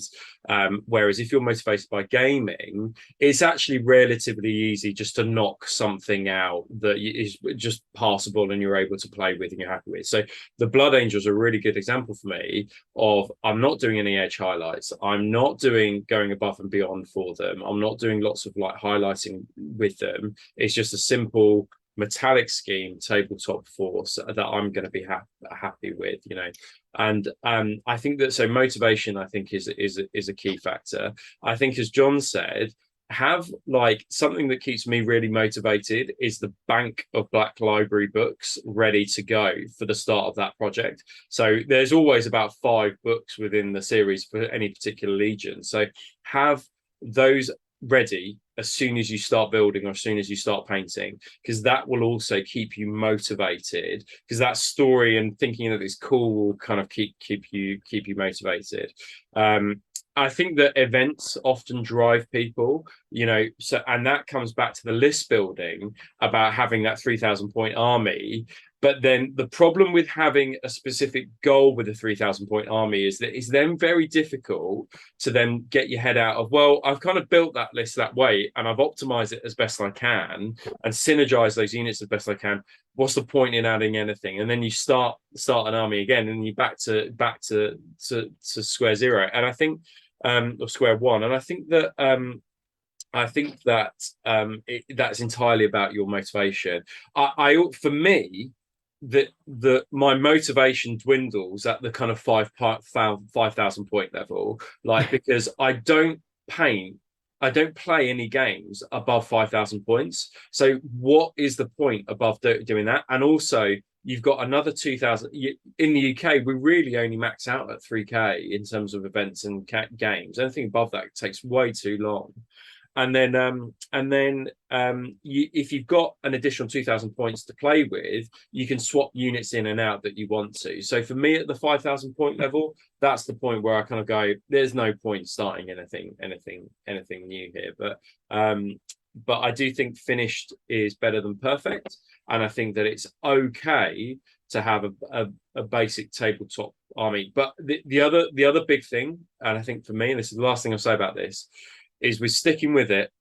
It's really important to cut corners on some units and then to put more effort into other units. Like, we can't all be or have armies that are Golden Demon winning. Like, it's just like, an entire army that will win Golden Demon. Like, Matt Kane's a really good example of where every unit is of a Golden Demon standard, but I couldn't do that. That's not for me. So I will cut corners at the infantry stage for my own forces, because they're basic tactical units. I won't spend as much time on them. I won't do as much edge highlighting on them, but I will spend way more time doing individual characters and dreadnoughts, because those are the centerpieces of the force. So I think that that's another way to stay motivated. Not everything has to be at exactly the same standard throughout your army, because that can often be quite debilitating in terms of motivation. So cut corners where you can on basic infantry that people won't look at. Spend more time on bare heads, characters, dreadnoughts, tanks, and I think that that's a good happy medium to kind of be in, to make it a feasible kind of army painting project. Perfect, Rob. Yeah, great tips and tricks from everyone. That's cool. Awesome. Should we flick on to the next part? So we put a call out on Facebook, and a couple of people responded with some pictures and some little blurb about their armies. This one's from Angel Bearer. I think he is a regular at Greetings from the Warp. I think we all know him. Peter King, I think, is his surname. I think that's correct. And so Lee, do you want to give us a quick read of his blurb, if that's all right, mate? I can, but half of it's covered by my recording thing. Okay. Go on, Rob, you can do it. Go on, I'll let you do it. So for me, and I think it portrays through my armies, is that a running theme through a paint job and base is to even a display board that tells a story without words. But I'll always create a small narrative as to why I've created what I have. Word bearers were based on Serrated Sun and full drop pod theme, and then demonic face in rocks and lava base seemed fitting for the Galvorback and their brothers. The Dark Angels were very crisp in colour, with the running red stripe and check throughout, and had them then ZM shit based, like ready for deployment from Invincible Reason, and kept that a versatile list, like a specialist from Deathwing, Ironwing, Ravenwing, Stormwing, all brought together to basically become a specialist Firewing Assassin Wing. Then my latest project is Space Wolves, with a running theme of tattoos, no helmets or Viking style shields and axes, no guns, and the base is to complement the dark armor is a sandy, stony beach, representing a very Viking style shore landing and assaulting running army. I tend to pick my troops and then look at their supporting units, then fill out what looks cool and works well in game types. It's quite a good way to do it, actually. Yeah, that sounds awesome. Yeah. Looking forward to seeing his space. He's been, I think, featured in White Dwarf as well for his playballs. Yeah, I think. Wow. Yeah. So I think quite an interesting thing there is like Rob mentioned it previously as well, as the basing, because a lot of people get worried about, you paint your first unit and then you might change your style halfway through, and then, or you might not get the quite the right color on another unit, or this, that, and the other, and people can become quite concerned about units not looking the same. And that's where I think like the basing can just bring a whole army together. If they're all the same basing, even if the colors are slightly off, no one will notice it. You're the only one that notices that, like, because I've got it with my word bearers. Like some of the units are slightly different red than others, but all the bases are exactly the same. You put them on a table, You can't tell the difference. Most of the time, we're playing under absolutely atrocious light anyway, so it really doesn't matter. Like I played a game the other week, and I had some Warhammer Warriors. I've got this real thing for despoilers at the moment, so I've just sort of assembled a load and just sort of like lightly base coated them. And honest to God, you couldn't tell which were the ones I'd finished and which I hadn't. Yeah, we're our own worst critics, aren't we? I know, because we're all sat here under these 300 quid's worth of lamps, and you're like, I just need to. I haven't quite matched this particular highlight, and you get them, and you're basically playing under a fucking like a fluorescent one candlelight, exactly, one 60-watt bulb. Yeah, and you think, I can't see shit. So cool, Pete. Let's take a look. Dark Angels are awesome as well. Yeah, they're fantastic. Oh, so lucky enough to have seen both of these armies in the reels, and I think we probably all have seen both of these armies. I think yes, yeah, and they are both absolutely stunning. I mean, the Dark Angels are fantastic, but for me, the Word Bearers are just awesome. He's really nailed the whole thing, the display board, all the drop pods. It's just fantastic. What do you reckon, boys? For me, truth be told, and he's not going to like this, but the Dark Angels aren't for me. They're just too clean. Like I prefer a much more kind of ratty and tatty looking force, but they are exceptionally well executed, and they do look really, really coherent, which I think is again part of the battle. But the Word Bearers, they're just wicked, aren't they? I mean, and I don't like Word Bearers because they're awful. But he's done these really, really, really, really well. Like as far as an army goes, it's a phenomenal army. 10 out of 10 for me. Yeah, fantastic. And this Last of the Serrated Sun is another interesting one, because obviously it's aimed at the Last of the Serrated Sun chapter, the Word Bearers chapter. But it's another one that I would love to in the future do a drop list for Word Bearers. But I run Chapter of the Unspeaking, which is Sardu's. But I mean, it's just the name of a right. It doesn't mean you have to paint little burning suns on each of your Word Bearers. Like, it's just a name that allows you to run it in a certain way. So you don't have to run it as, because I think that chapter was pretty much destroyed during Calf, wasn't it? I think something like that. So yeah, it's a right of war that gives you some really good rules. Actually, allows you to run Calf Warback as troops, I think. But yeah, again, it's one of those things of don't get too wrapped up in the wording of the right of war. You can use a right of war to theme your army. It doesn't have to be the idea of the right of war. But yeah, I think that just, it looks awesome. Doesn't it? Looks fucking awesome. Yeah, fantastic. The Sakarans, the Dark Angel Sakarans, wow, lovely. Oh, so good. It's a very good 2.0 list, that one, I think. Yeah. Punishers. Ooh. Yeah, awesome. Should flick on to the next one, please, Lee? So this is from Al, 30k Misfit. I think he's one of your students, Rob. Yeah. Yeah, he was at the painting course. So he's got a little bit of blurb there. I'll read it out. I said, it's got to be theme and then function for me. I love picking the essence of a legion or story and turning that into an army. I then try to hit it with a balance. So it's good for all comers and not disgusting to play against, or at least I try. And then you put, this is the first iteration of my Sons of Horus spear tip drop assault. It was terrible on the table, but looks pretty. The Cryptus and Fire Raptor have helped a lot. So he did send me another picture with his Fire Raptor and his Cryptus in it, but the quality wasn't the best. So yeah, I'm sorry, Al. We just have to use this photo for now. But yeah, I think he's really nailed it. And again, like Lee was mentioning earlier, Lee and Rob, about the basing, that just ties all the infantry in and the dreads. It just looks awesome. Yeah, it looks really good. He's really nailed it. Yeah, absolutely. He's done a great job. He's also, from what I remember, absolutely stacked to shit, this guy as well. Oh, he is totally shredded. Yeah, he is shredded. Yeah. Spent a long time looking at his biceps. Yeah, it's fantastic. I was sat next to him. Good. Yeah, cool. I think that kind of wraps up this section. Awesome. That was good. Yeah, we're going to take a quick break, and then we'll be back for our Heresy Tactica section where we're talking about Commander. So cool. See you in a minute. Awesome.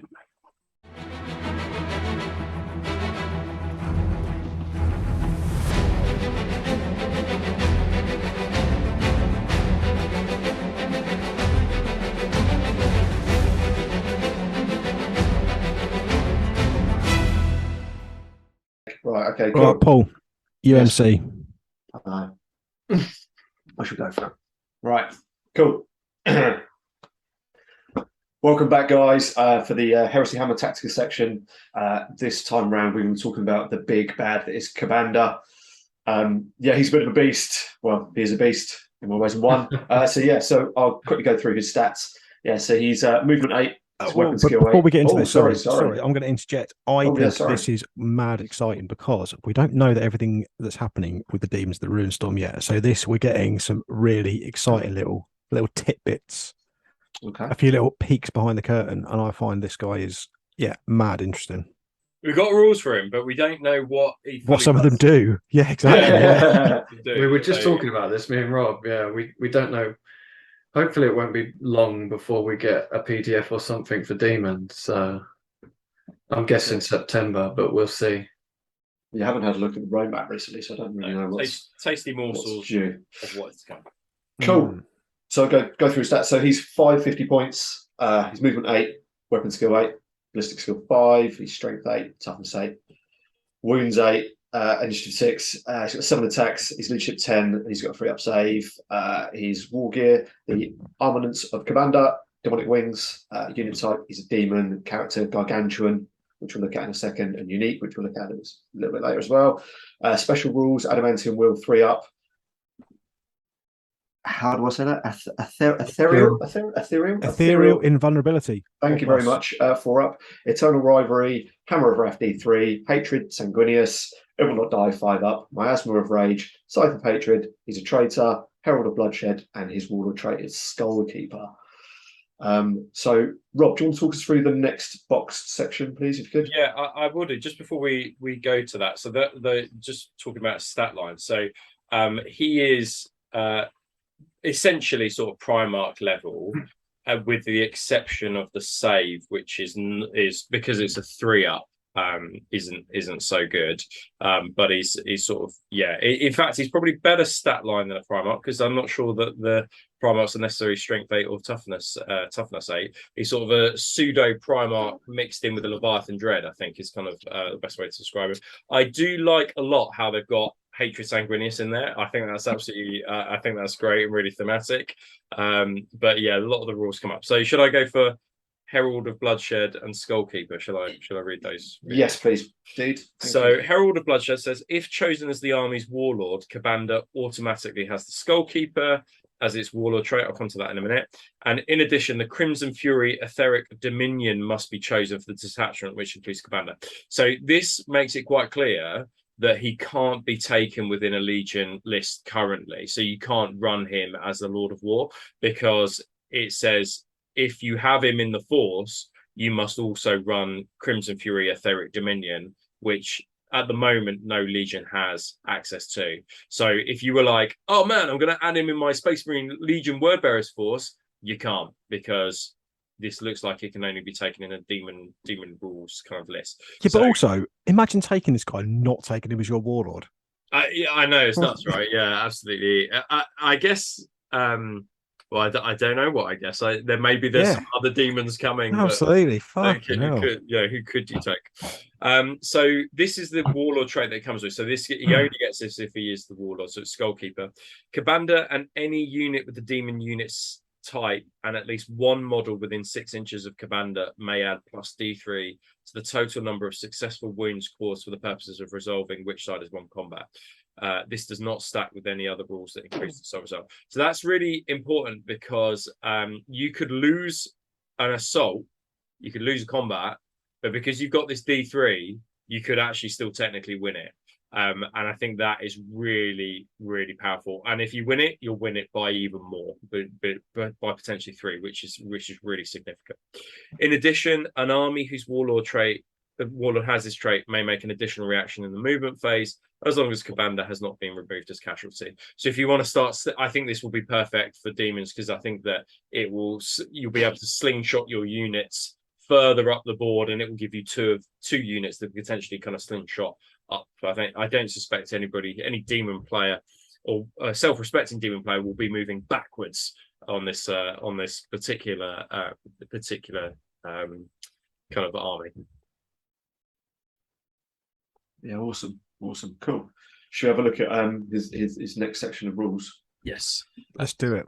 Cool. So, John, do you want to take us through a couple of bits of this? Yeah, please, mate. I will. So, ethereal invulnerability. A model with this special rule gains an invulnerable save equal to the value listed in brackets. So we can kind of pretty much glean that this is going to be a sort of USR for the demon army.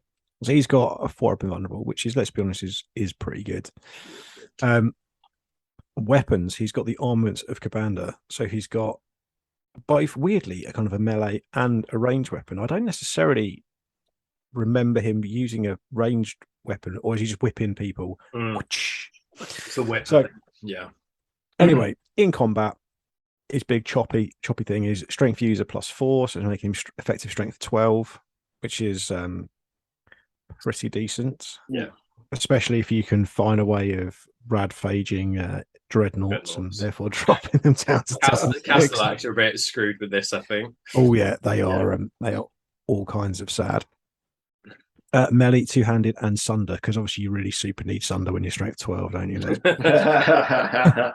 Let's be honest. And obviously AP2 as well. And then from a range perspective, 6-inch range, so incredibly short range, but it's nice that it kind of exists. It's assault 7, so obviously you can basically use it in charge. Yeah. Can I just say, yes, just before you continue with that? So in the previous rules for the demons, the way the mechanic worked was that I think their strength and toughness, but maybe just their strength, would decrease. It would decrease. It would be +1. Yeah. And then I think it's still +1. Then it would be normal. Yeah. And then it would decrease and then decrease. Yeah. So if that still applies here, we could potentially see Commander. Was it +2 on the first?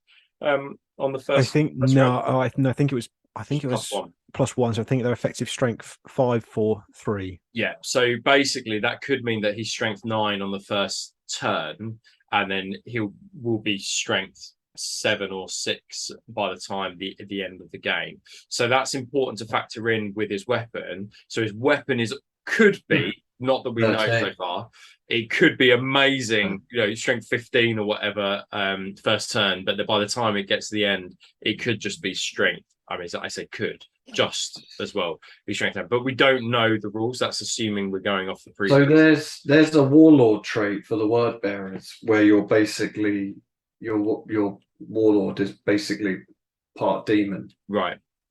And it gives him +1 strength and toughness game turns 1, 2, and 3, no modifiers turns 4 and 5, and -1 on game turn 6. Right. So that could be what's coming. Yeah. Or it could just be a rule for word bearers. Yeah. But then they could say this doesn't affect Lords of War. So yeah. Okay. Yeah. We're just guessing, aren't we? But yeah, it's interesting, isn't it? But it is fun to speculate, let's be honest. So demonic wings, so essentially got a jump pack, so you can activate his wings. By activating his wings, it bumps his movement value up to 14. Yeah. And then he can obviously run on top of that, but he can't run and charge. So his effective threat range is pretty high. I mean, you want him to be charging. I think Rob made a very good point off air, is the fact that the really hard bastard thing is going to be positioning this guy because he's just so fucking massive. Yes, he's a huge guy on a huge base with a huge, he's got a massive footprint when you kind of bring his wings into account as well. So he is going to be pretty difficult to maneuver. Sorry, I'm just reading the bottom line here. So during a reaction made in any phase, a player may not choose to activate a model's demonic wings to gain a bonus to its movement. So again, much like jump pack, you can't activate a jump pack to move more, like if you're either advancing or retreating. So don't be trying any of those shenanigans.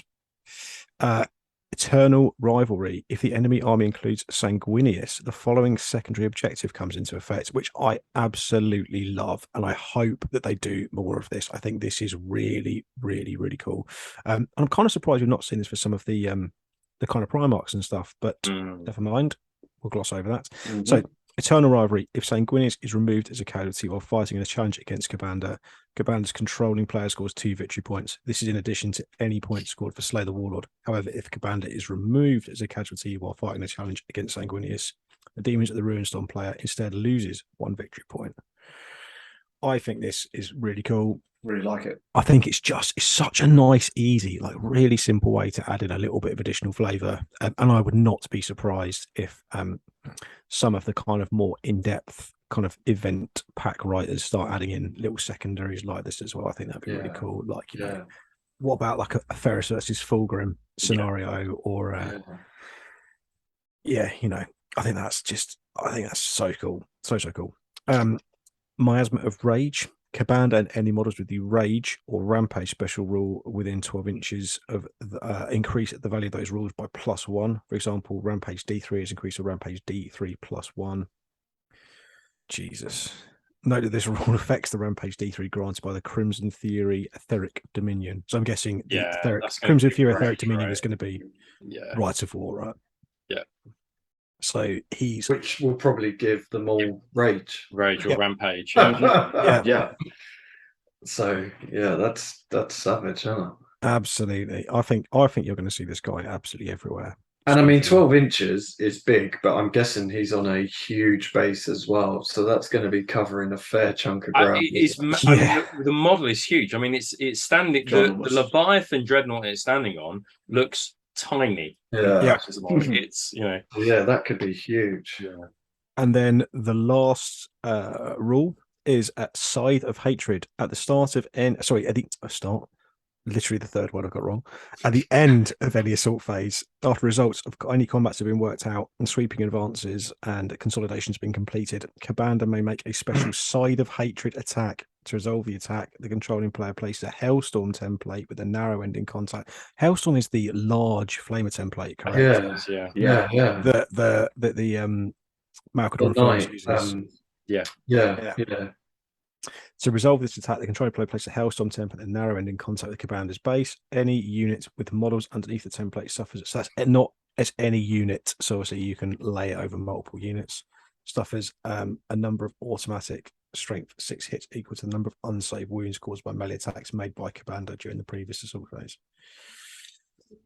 So, what an absolute beat stick. Do you remember when this model was sort of previewed, right? There was a conversation of like, why are we getting Kabanda? Nobody asked for Kabanda. It turns out everyone's going to ask for Kabanda. turns out they didn't know what they were doing. And they were right all along because he's an absolute weapon. Oh, yeah. Oh, Lordy. I mean, we also talked off air about what would screw this guy over, because I kind of made the point, man, only another Primarch would be able to kind of take this guy on in combat, or 20 Terminators with Power Fist or something like that. But even then, I think it's going to struggle at initiative because he's initiative 6. But it ranged last cannon fire, I think, will do the dirty on him, and missiles, I think, because they're AP3 as well. So strength 8 missiles, I think. Unless he is +1 toughness, that is a thing. Then suddenly, much harder. 5 to 5. Hold on a second, maybe I think Iron Warriors with missile launchers is going to be the one. Lee, do you want to look at the Gargantuan rules, because he's got a subtype which I didn't know existed until the last one. I mean, just one thing that I found quite interesting is literally, as we were talking, I was looking at the Horus Ascended rules, and the stat line is essentially the same. Right. Okay. So movement 8, weapon skill 8, ballistic skill 6, strength 8, toughness 8, wounds 8, initiative 6, attack 6, leadership 10, and then obviously Horus has a 2+8. So that does seem to be your turbo demon lunatic is running at them. He's also 1,000 points, though, isn't he, Horus Ascended? Yeah, but I mean, he's got 1,000 other rules as well. I haven't looked into the rules, but yeah, he is literally 1,000 points. I'm tempted to say I think Kabanda feels good value. Yeah. Especially the fact that he's got a nice little kind of like nice little kind of buff as well. It's like a big totem that's just going to send out this. But oh man, it's just it will be interesting to see the knight rules when the Mechanicum book drops, because I feel like this guy's just going to be chopping knights in half every turn. Oh yeah, they're in all kinds of trouble. Yeah. Yeah, going up against Primax would be interesting, wouldn't it? Because there's quite a few that are weapon skill 7 as well. Yeah, I think that I think even Primax will struggle. I think probably Sanguinius is probably built to take him on. I'm not sure what the Moon Silver Blade does now, but that was. I've never looked at Sanguinius rules. Does he have a rule against demons? I think he might have Hatred Cabanda, does he? Yeah, I think he does. Yeah. Does he? I fucking hate you. I hope he doesn't. He doesn't. All right. Shall I go through the? So this is a new unit subtype. This isn't in the core rule book. This unit includes 2 new unit subtypes. These unit subtypes are presented here for easy reference and operate under the rules established for unit subtypes in the Horus Heresy Age of Darkness rulebook. So Gargantuan unit subtype. Models with a Gargantuan unit subtype have the Eternal Warrior and Fearless special rules. Models with a Gargantuan unit subtype are not affected by special rules that negatively modify their characteristics other than wounds. Okay, so you can't be. So you can't phage him. Rad phage him, yeah. Yeah. But then, fucking hell, my phone's gone. Twatting thing. That would be interesting.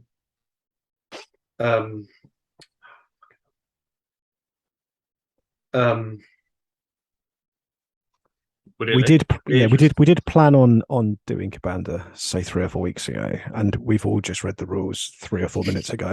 So, huge apologies for that. We're normally much more prepared. Yeah. Do you want to spit it out, Lee? Or sorry, no, I was thinking of something, and then I was trying to get my phone to work, and then I forgot what I was thinking. Don't worry, Lee. I successfully covered for you. I don't think anyone knows. Has your phone finished the night shift? I was going to say something. I can't think what it was, but yeah. Something. So they aren't affected by negatively modify their characteristics. Does that mean if they do have a -1 on turn 6 that they're not affected by it? Yeah, it could well mean that, right? Yeah. I mean, I'm spitballing there because we don't actually know the rules. Yeah, the wording of the rules on the Yeah. You can see the models with a Gargantuan unit subtype are not slowed by difficult terrain and automatically pass dangerous terrain tests, but may not pass through or end their move in impassable terrain. Right. So that's interesting. So you can't even slow him down. No, because he doesn't give a fuck. So even if you were thinking like, oh, I'll just fire like grav cannons at it or something to slow it down, it's. I'll just tar pit this prick. Yeah, he cares not for your tar. Models with a Gargantuan unit subtype count as 10 models for the purpose of determining if the model is outnumbered by another unit. I will just say, going back to his demonic wings, so demonic wings are clearly not exclusively for him, because it says within the rules, a model with demonic wings that has been activated treats all difficult terrain as dangerous terrain and may not move over both friendly and enemy, and may move both over. So basically, it's like a jump pack. So if you go into terrain, it's a dangerous terrain check. Yeah. But although the rule, it says that within his rule section, he actually ignores that because the Gargantuan unit subtype, and that clearly is just copy pasted from the demonic wings. Whatever units have demonic wings. Yeah. Does Argutal, have we seen? Has he got a demonic wings rule? I would imagine he probably does. I would have thought.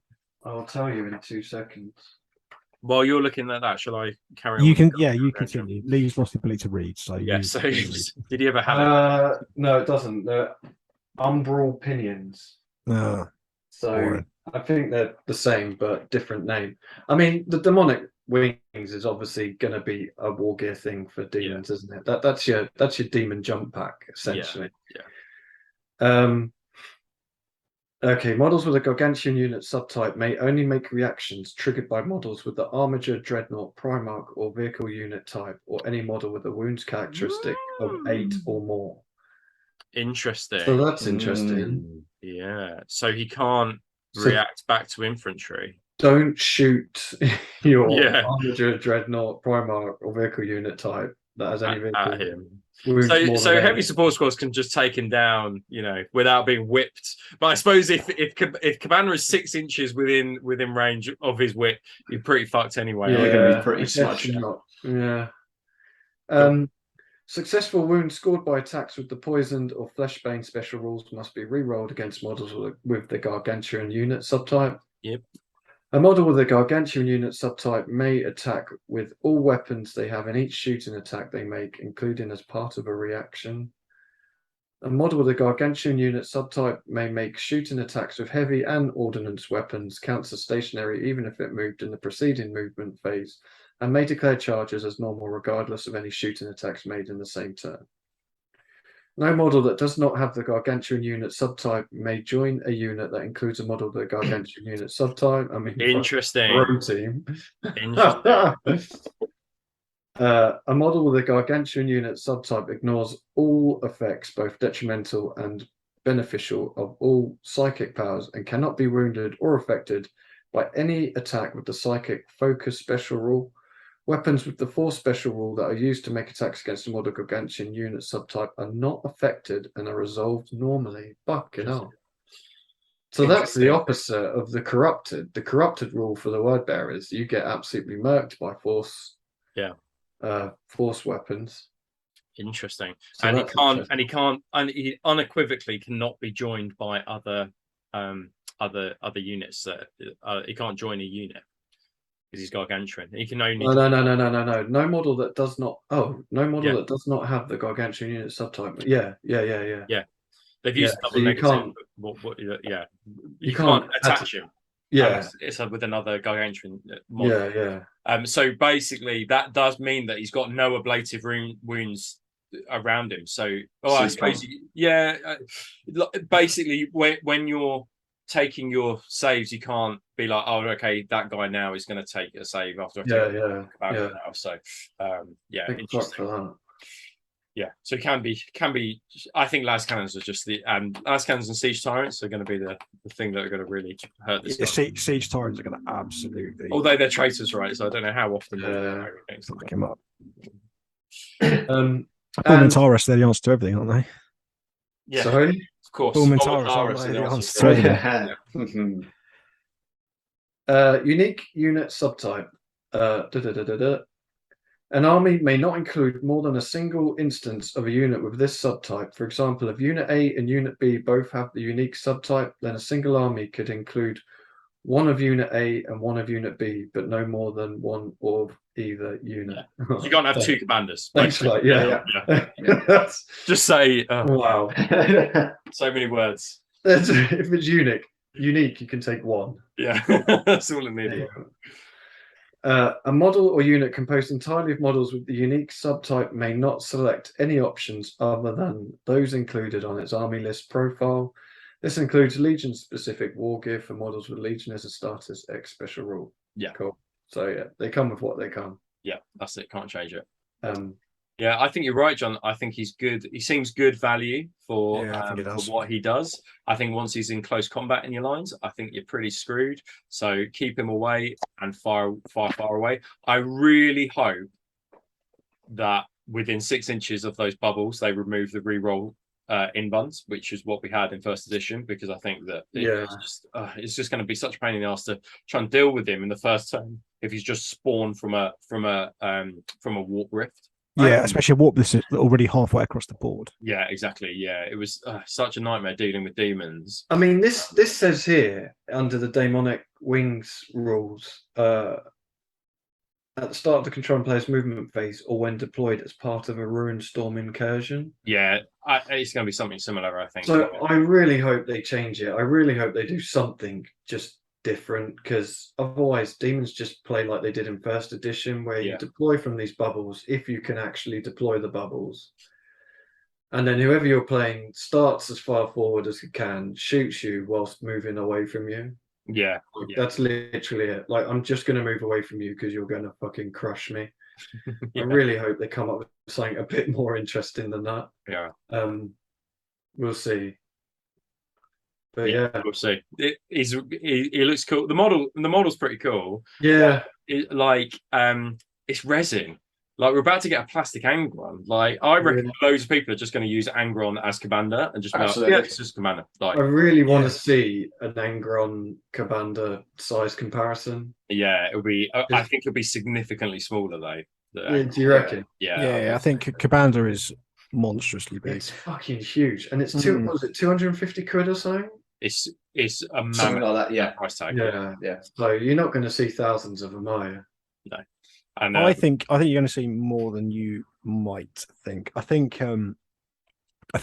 demons are going to be quite an easy in for a lot of people. Yeah. So I do, and I think that, which I think is good, as long as they don't play so one-dimensionally like they did in the first. Like, I'd like to see the ability to have loads of like really weak but kind of quite cool shooty units. Because I think there was just this tendency just to take pseudo bloodletters and or pseudo plague bearers. Yeah. And like 3 of them, right? Like what? Yeah. Like, so sorry. The thing that killed me about the demons was always the fact that they were multi-wound. Like, even their basic treats were multi-wound, and they had the rerollable invuln. And I think that if they just dropped them down to 1 wound, I think I could accept the rerollable invuln within 6 inches of a Warp Rift. But the major issue was, I thought that you could basically have these massive HQs or laws of war that, and they were absolutely, they were basically like Primarchs, and you could have like 3 of them in a force. Like, and it was just like, oh, this is so frustrating to deal with. And then Custodes just often got matched against them at events. Like, it would not be uncommon for me at an event, a 5-game event, to play 3 demon lists, because they were really the only thing that could give them a run for their money, with Sisters of Silence affecting their toughness. And then Solar Right Power Gauntlets like really messing them up. So I think they need a rethink and but they were pretty cool, like army to kind of play against, and quite interesting, very different, but there were just a couple of things a bit. I like the idea of them as an allied detachment, or as a part of another force. But I mean, to be honest, I don't know how you would change it. That's the hard thing, isn't it? Like, I mean, most demon units are just close combat units. So how do you get around that? I don't know. I mean, I honestly not a clue, but I really hope they do something cool. Well, you say that, I mean, you look at kind of what they've done in like Age of Sigmar and stuff, is they've made things like the Disciples of Tzeentch. They've got some really cool shooting units in there, with things like screamers, flamers, you've got kind of psychic attacks. Right. I hope that you don't just see, like, the only demon lists that I ever saw in 1.0 were essentially just either, for want of a better term, a Nurgle list or a corner list. So you either had kind of tough tar pits, or you had fast moving combat stuff, and I'd like to see some different stuff. I think you will. I think the fact of the matter is there's so much to kind of go with it, really, like, and I'm really, especially as an Iron Warriors player, I'm kind of quite excited for that point where hopefully you might start to see things like demon engines and stuff starting to come in later in, so you kind of have that kind of meshing and that kind of overlap. So I'd like to be able to run some demons, but like running a demon allied contingent doesn't really kind of appeal. Well, it doesn't necessarily appeal, I just don't think it really fits together that particularly well. But if you've got some kind of demon engines that you can kind of throw in there as well, and that's how you kind of bridge that kind of gap. But so I had another idea a while ago. Oh, here we go.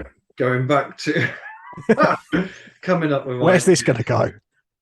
So going back to the Recon company, I had I think it's. What, demons with sniper rifles? Fucking. Yeah. Snipers that shoot demons.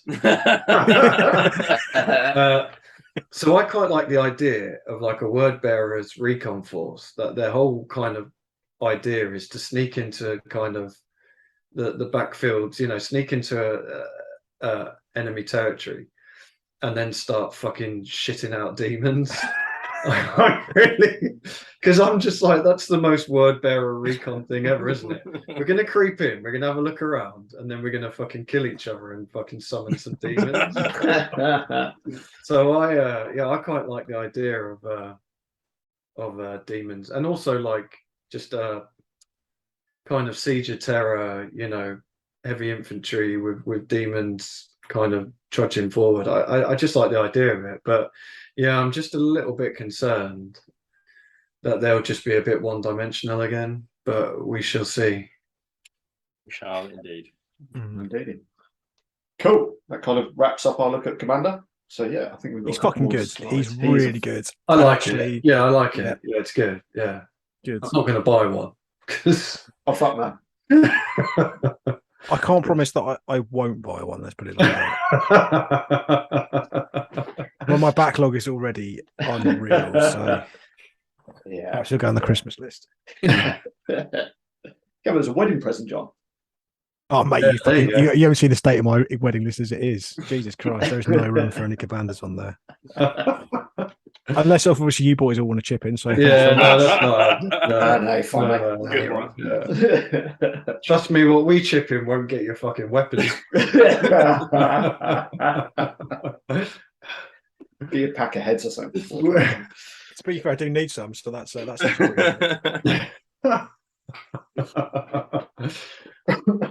right. Cool. Yeah, so sort of get towards the end of the show now. Yeah, so I thought I'd mention this. This is our first event that we're running in November. It's currently sold out, unfortunately, guys. So if you've got a ticket, happy days. If you haven't, there is a waiting list, a reserve list, I should say, sorry. It's got like 20 people on, hasn't it? Yeah, Lee, how big is it at the moment? Do you know off the top of your head? If you do want to get on the reserve list, just send us a message on Instagram or send one of us a message somehow or to the Gmail account that we'll put up at the end. But yeah, it's not that bad. We got 1, 2, 3, 4, 5, 6, 7, 8, 9, 10. Yeah, we've got about 15 people on the waiting list already. Okay. But then people might not be able to make it. I know people that have been really far down on reserve lists. Yeah. And then the first 10 people haven't been able to make it because it's been a last minute thing. So, yeah, so if you are I need to go to the I need to go to the venue again and just have a look at tables and see what's what. There is always hope. So we'll see. So again, we've had another discussion off air. I'm thinking, so for those who know me and are familiar with the geography of the UK, I live down in Cornwall, which is a beautiful part of the world, but quite far away from a lot of the sort of population centres where heresy events might normally exist. So we're also thinking potentially of running next spring a sort of a residential event, either on one of the sort of the holiday parks or in one of the sort of the hotels in Newquay, which is where I am. So we're thinking about doing like a sort of a 2-day, and your ticket would include accommodation and games and food, but it's going to be quite expensive to put on. So if you think you might be interested in doing something sort of April-ish next year, maybe just either drop the show a message on Instagram or drop me a message on Instagram, and I'll kind of keep you abreast. But yeah, hopeful that we can do something really cool for that for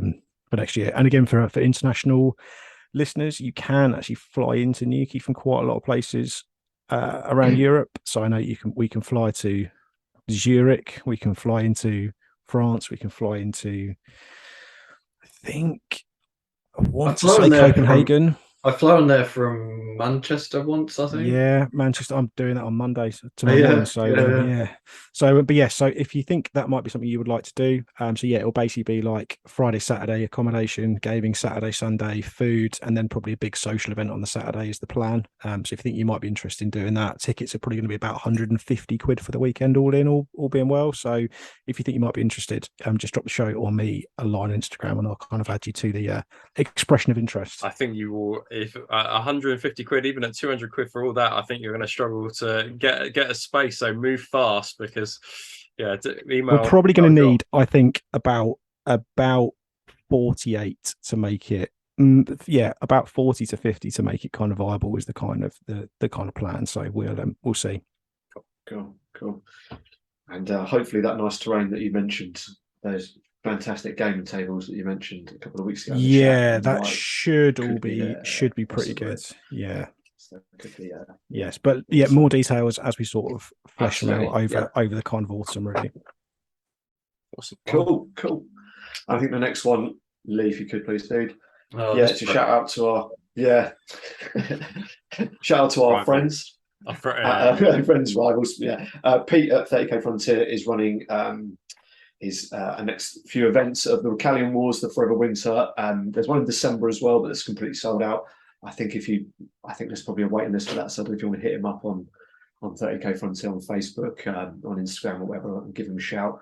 But there's also tickets available for the one in January, so the 14th and the 15th next year, and February as well, 23rd to the 26th. So yeah, check out the Facebook page for more details about that. I'm going to the January one. I thought I was going to the February one, but it turns out I'm actually going to the January one. So yeah, if anybody is going to the one in January, I think Pete's also got a WhatsApp group set up for everyone. So there's already some hardcore banter kicking off in there. Yeah.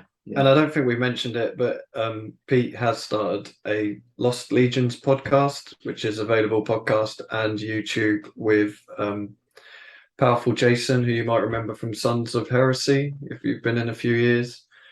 So don't bother checking it out because it's shit, but we thought you'd give them a pity watch. Sure. Once you finish this, if you've got no more episodes of ours to watch, go give them a watch. I'd be interested to leave a 1-star review. Yeah, I'd be interested to see if Pete ever picks up on this, and like that would be a test of whether Pete actually watches our show. So yeah, no chance. Prick. Cool. So we'll wrap it up. Please keep posting your pictures using the hashtag Heresy Hammer on Instagram. If you could like, subscribe, comment, give us some feedback. If there's anything we're doing right that you really enjoy, that's cool. If we're doing anything wrong, let us know.